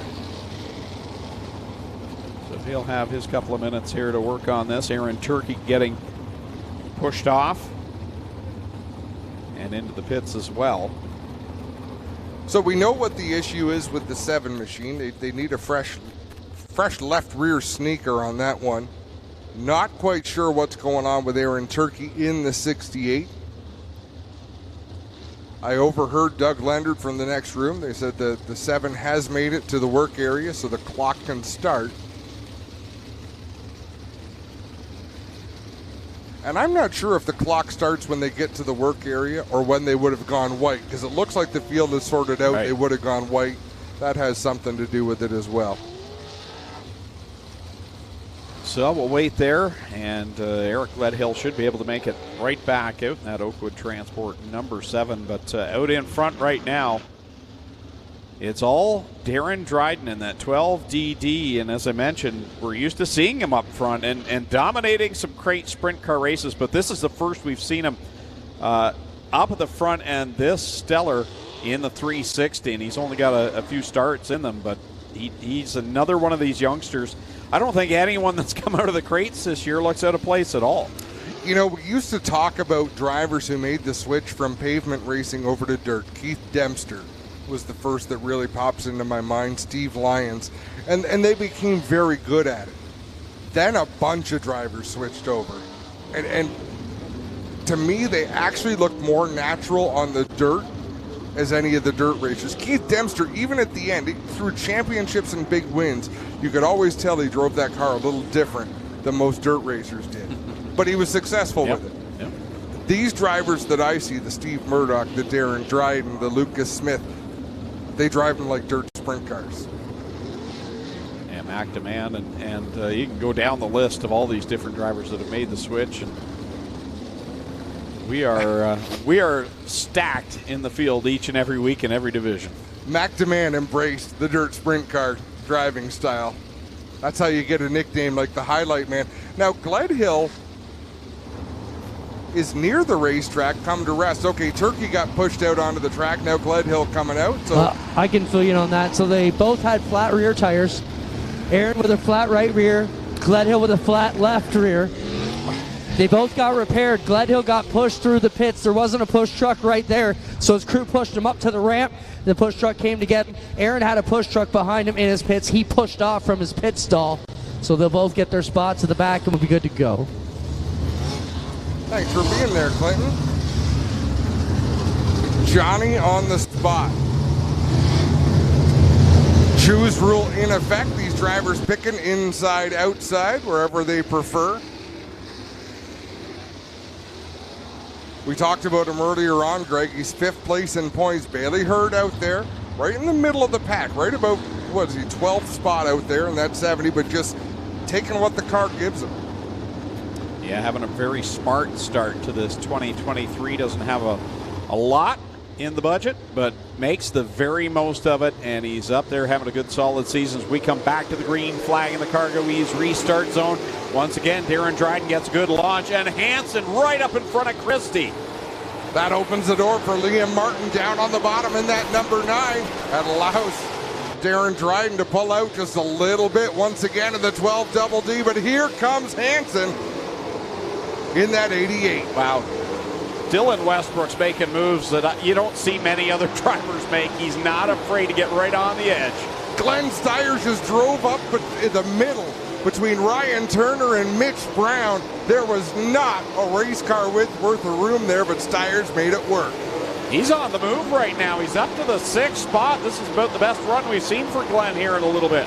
He is moving forward in that Zero machine. Darren Dryden out in front. It'll be halfway this time by for the 12 Double D. Josh Hansen second. Dylan Westbrook third in that 47. But Darren Dryden about 15 car lengths in advantage. Yeah, will actually be 15 laps left to go in this one. Not halfway just yet. 25 laps this year for the Cool Kids Ice and Water Core Pack Merchandising Sprint Cars. And right now, Dylan Westbrook has problems again. Troubles in week one cost him a win, and he's got troubles again. Now he's rolling here. You almost have to wonder, is it a belt issue again? That car comes to a stop. Now, if you bring out a yellow for having loose belts, I believe you go to the back. Is that what he's finicking with, or is he just adjusting? Hard to tell. No, I think you'd see more movement in the car if he was trying to reef belts tight. There's no hurriness inside the cockpit, guys. I think he's got a serious problem out here. Once we get a break, we'll run up there and check it out, but I don't see him messing with belts or anything like that.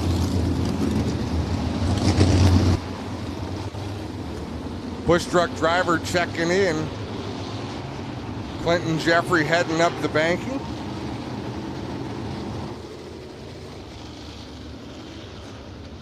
Hasn't been in the start to the year that I thought we'd have for Dylan Westbrook. Certainly has not. Not that he hasn't been fast. That's clear. It's two things. You know, he's had little issues pop up, but the other thing is the competition level has definitely been raised. So they're going to try to push off the 47. I think he just knocked the car out of gear.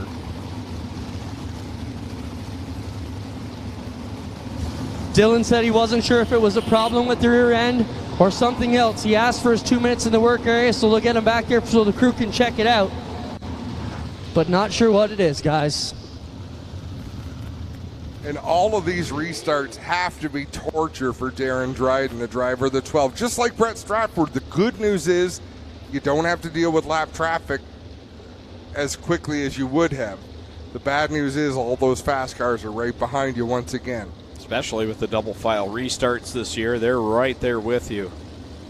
And Darren Dryden, regardless of the outcome, you have to be happy as a rookie to come out here and really, he's put some distance on really good cars. The rest of the field here been able to pull away from Josh Hansen, last week's winner, so some positives already, and we're still 15 laps from the end. And he has Steve Gary in his pit, who I believe is still the crew chief, because he also has Steve Moulton in his pit. Steve Moulton has been crew chief for a number of championship drivers here at Ohsweken Speedway.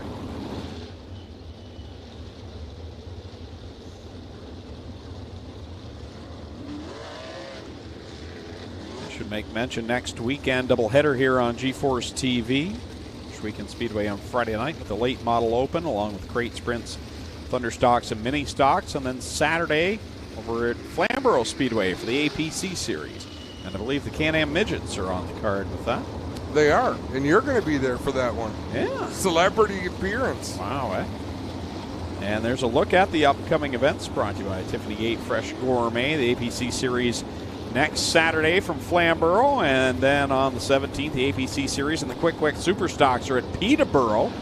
On June 17th, July 1st, the APC Series Canada Day 100 from Delaware Speedway. And, of course, every Friday night here from the Big O. Guys, they say it's a drive shaft on the Westbrook 47X. He's done for the night. Drive shaft takes him out. That will do it. Liam Martin going up and finding some moist clay there to... I thought it would be to cool down the tires, but not when you light them up like that. It's counterproductive. Back to the Cargo Ease restart zone for Darren Dryden and Liam Martin, the live wire to his outside. Glenn Steyer's in the top 5, and he's got a fast race car tonight. Green flag flies. We're back underway. What a start by Liam Martin. Whizzes around the outside of Darren Dryden, new race leader. Yeah, he blew by in a quick way. Liam Martin in that Nitro 54 summertime insulation car. He is your leader now.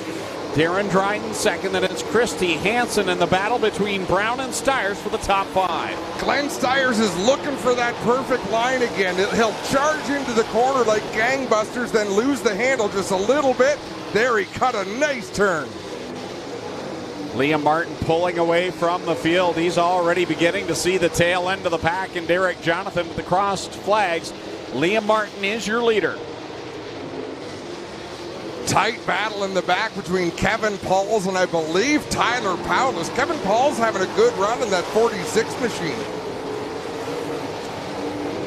Leader up on the back of the field now. Liam Martin will work to the outside of Derek Jonathan. He has Mike Bowman go up high and hit off the racing surface. He'll try and make it to the pit area. Yeah, it looks like Bowman will make it to the pits. Doesn't look like he's going to bring out a caution, so the night will end for the Dynablast 71, and Liam Martin starting to rip through this field. Yeah, he is chewing through some of the back cars in this field. He's up alongside Alan Downey, now working on Eric Gledhill. Whoa, close call in front between Aaron Turkey and Tyler Powless. They've got the lanes blocked. Liam Martin will make a quick decision. Wow, that car really bounced on Liam Martin. He hangs back just a little bit to make his decision on where he wants to commit to,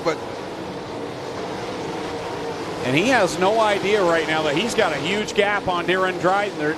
The scoreboard has changed this year. You can no longer watch when the second place driver crosses the line.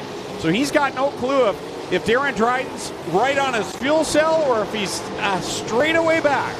Putting some quality cars a lap down, laying down some impressive laps. And I'm going to have a look at my timing and scoring because Kevin Paul's just outside of the top 10. Man, that's great for him tonight. Absolutely. Leader works off a corner 4, across the stripe. 19 on the board, 6 to go. He continues to work through lap traffic. Darren Dryden feeling some pressure now from DJ Christie, looking for the runner-up spot. Christie's got it. Christie around the outside, a lot of lap traffic between himself and the leader is Lucas Smith. Wow, I don't know how Liam Martin just got by Kevin Pauls. That was a close call after a close one with Lucas Smith. Liam Martin is on the loud pedal. He'd love to get a win tonight for young Piper, who I'm sure is sleeping by now. Here comes Martin down to the inside of Lucas Smith. DJ Christie in that second spot. He's pulled away from Dryden in third. And then you've got Hansen and Stiers 4th and 5th. Stiers mounting a challenge on Josh Hansen. Hansen to the inside of Sean Evans. Stiers up to the cushion. He's going to drive it down the banking. Problem for Josh Hansen.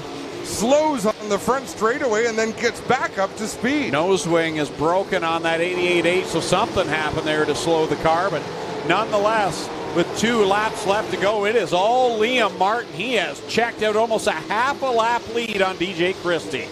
Wouldn't it be great if Glenn Stiers could make it to the podium?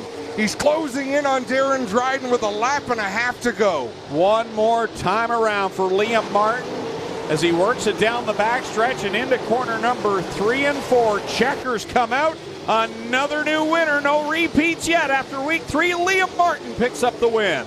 Second place going to go to DJ Christie coming off of turn number 4. Here goes Stiers. Slide job for the 3rd spot. It'll be a drag race to the line. Stiers gets him for a podium finish over Dryden and Hansen. Darren Dryden's going to get his time. He's going to have his time, I believe, at the top of the podium. It has been a while since we watched Glenn Stiers able to carve through traffic and have a solid finish like that. And in one of his new chassis, nonetheless, this is going to be extra sweet for Glenn Stiers in third. But how about that run from Liam Martin on that restart? Gets by Darren Dryden, and he kicked it up a whole nother level. Half a lap lead at the end of this one for Liam Martin in the summertime insulation. Nitro 54 variety car, number 9. The live wire gets it done. DJ Christie with an impressive run up to the 2nd spot. And the Ohsweken Flyer, Glenn Stiers on the podium. Our Clinton Jeffries going to be down there in quick victory lane to talk to these 3 in just a moment as Lone Wolf Fireworks lights up the sky. Liam Martin gets his first win of the season. 3 weeks of racing. 4 divisions in total every week and not a repeat winner yet after 3 weeks. How's that for some diversity in competition here at Ohsweken Speedway? Well, as Liam Martin gets the helmet off, I want to show Jack something. Jack, come over here and look at this. Right here, guys, look at this. This is your torsion retainer coming out. So parts were falling off the 9 here as we came to the finish. Liam's out of the car. We'll bring him around the front to talk to us here. Gets mom and dad in there for the hug. Gets ready to go up top. How about it, Liam Martin, our 3rd feature winner in 3 weeks here in the 360s. Keeping it interesting. Liam, what a great drive here today. You know, you're one of the most aggressive young guys we got out there. Some nights the track gets up and bites you. Tonight you were able to handle it very well. Yeah, it was a wild track tonight. It was definitely made it exciting, that's for sure. I thought the track just about bit me there, a couple of laps in on top of 4 when I did a slide job, and I thought that was it, but we were able to push through and work away, picking at car by car, and we come home on top. I can't thank Steve and Dan with Creative Edge and Nitro 54. They put this beautiful race car together for me to race, and can't thank them enough. And I'd like to thank all my great sponsors at Return and the new ones that I have this year. Right on, Liam Martin gets it done. Adam, pretty good run for this youngster getting it done tonight. Great run. Again, the racetrack was challenging, but I don't think anyone can say it destroyed any race cars, but it was a challenging one for these drivers. But man, oh man, they made it work, and they put on an entertaining race. DJ Christie, it looked like at moments he was going to drive away with this one. He's going to have to settle for 2nd, and he's with Clinton Jeffrey right now. Yeah, DJ, you know your car was fast tonight, but you know you got to be there to win them, and tonight you were in it, and that makes you feel real good. Top Gun Award winner, 2nd on the night. That's a damn good 3rd night out, considering your 1st night you weren't even here with a blown motor. Yeah, for our 3rd night out, we're happy. It's an awesome success, but of course, we wouldn't be here with all of our partners. I want to welcome a few new ones this year, like Power Garage, Athlon Insurance, Silverthorne Enterprises, and just everyone for helping us out. I do have a weird story for you, though. Like lap 7, I had a chunk of mud, knocked out my rock screen, and jammed the steering wheel. I fell back to 5th, and I was driving one hand trying to yank it out, and I finally got it out, and we were back going again. Try and get a look at that, but yeah, come on around here. You can see, if you look at this, guys, and this is a good shot. There should be a rock screen right here. So that fell out in a DJ's lap, and they've had to work on that one. Some pretty wild stuff down here. Guys, give us a second. We'll get over there with Glenn Stiers. Look, that's a Mighty Wipes moment, isn't it? Look, Ma, no hands. Absolutely. And it's not so much you can drive without a rock screen, a lot of teams do. But when that rock screen gets lodged into your steering wheel and you've got to hold it back, that's a bit of a problem. This is one of the bigger crowds we've seen in the Quick Victory Lane, but I can see why Clinton Jeffrey is with track owner and 3rd place finisher Glenn Stiers. Well, Glenn, after what's gone through the last few weeks, track's giving you some grief, the chassis gave you some grief, crashes gave you some grief, but tonight you got a lot to smile about. A long trip back from Quebec today, testing your Pinty Series race, but you got to be real happy with how your team performed tonight. Yeah, it's pretty incredible. I mean, the track was, the higher up you got, the smoother it was. You got to pick up Tate. You got to get the little guy up here, Glenn's grandson, and this is Braden Burning's little boy. Yeah, so what made me realize is how hard you got to drive these things. And I was able to, I was a little hesitant to flat foot it, but I ended up getting there at the end. So it's just, again, I after the crash, I had to learn how to drive all over again. And it's just been really, really difficult, but I had to drive really, really tough. I mean, I was around all these guys all evening, and it was amazing to have such a good, clean run with them. And I honestly think that big crash that I had didn't have any effects on me. So I'm just grateful for that. Good job, Glenn's 3rd down here, DJ Christie 2nd, and your winner tonight, Liam Martin, gets it done. That'll wrap things up from trackside here in Quick Victory Lane. Guys, what a great night of racing.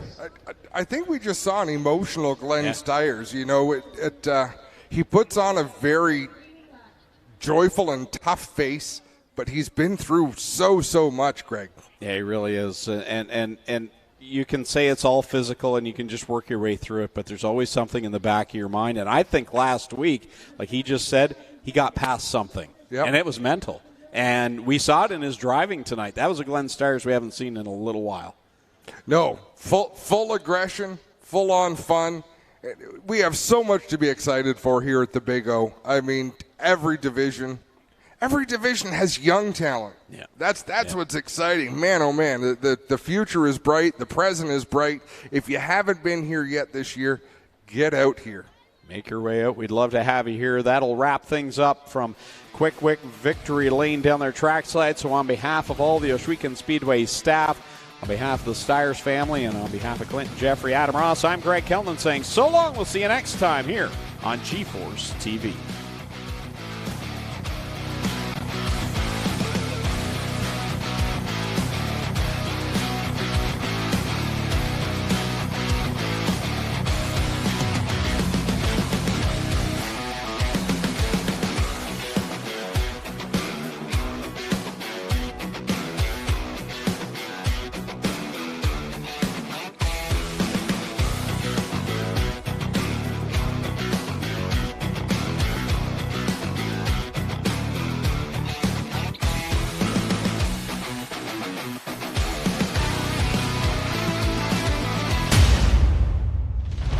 This copyrighted broadcast may not be reproduced, retransmitted, or used in any form without the authorized written consent of G-Force TV. G-Force TV would like to thank you for your support and for watching today's broadcast.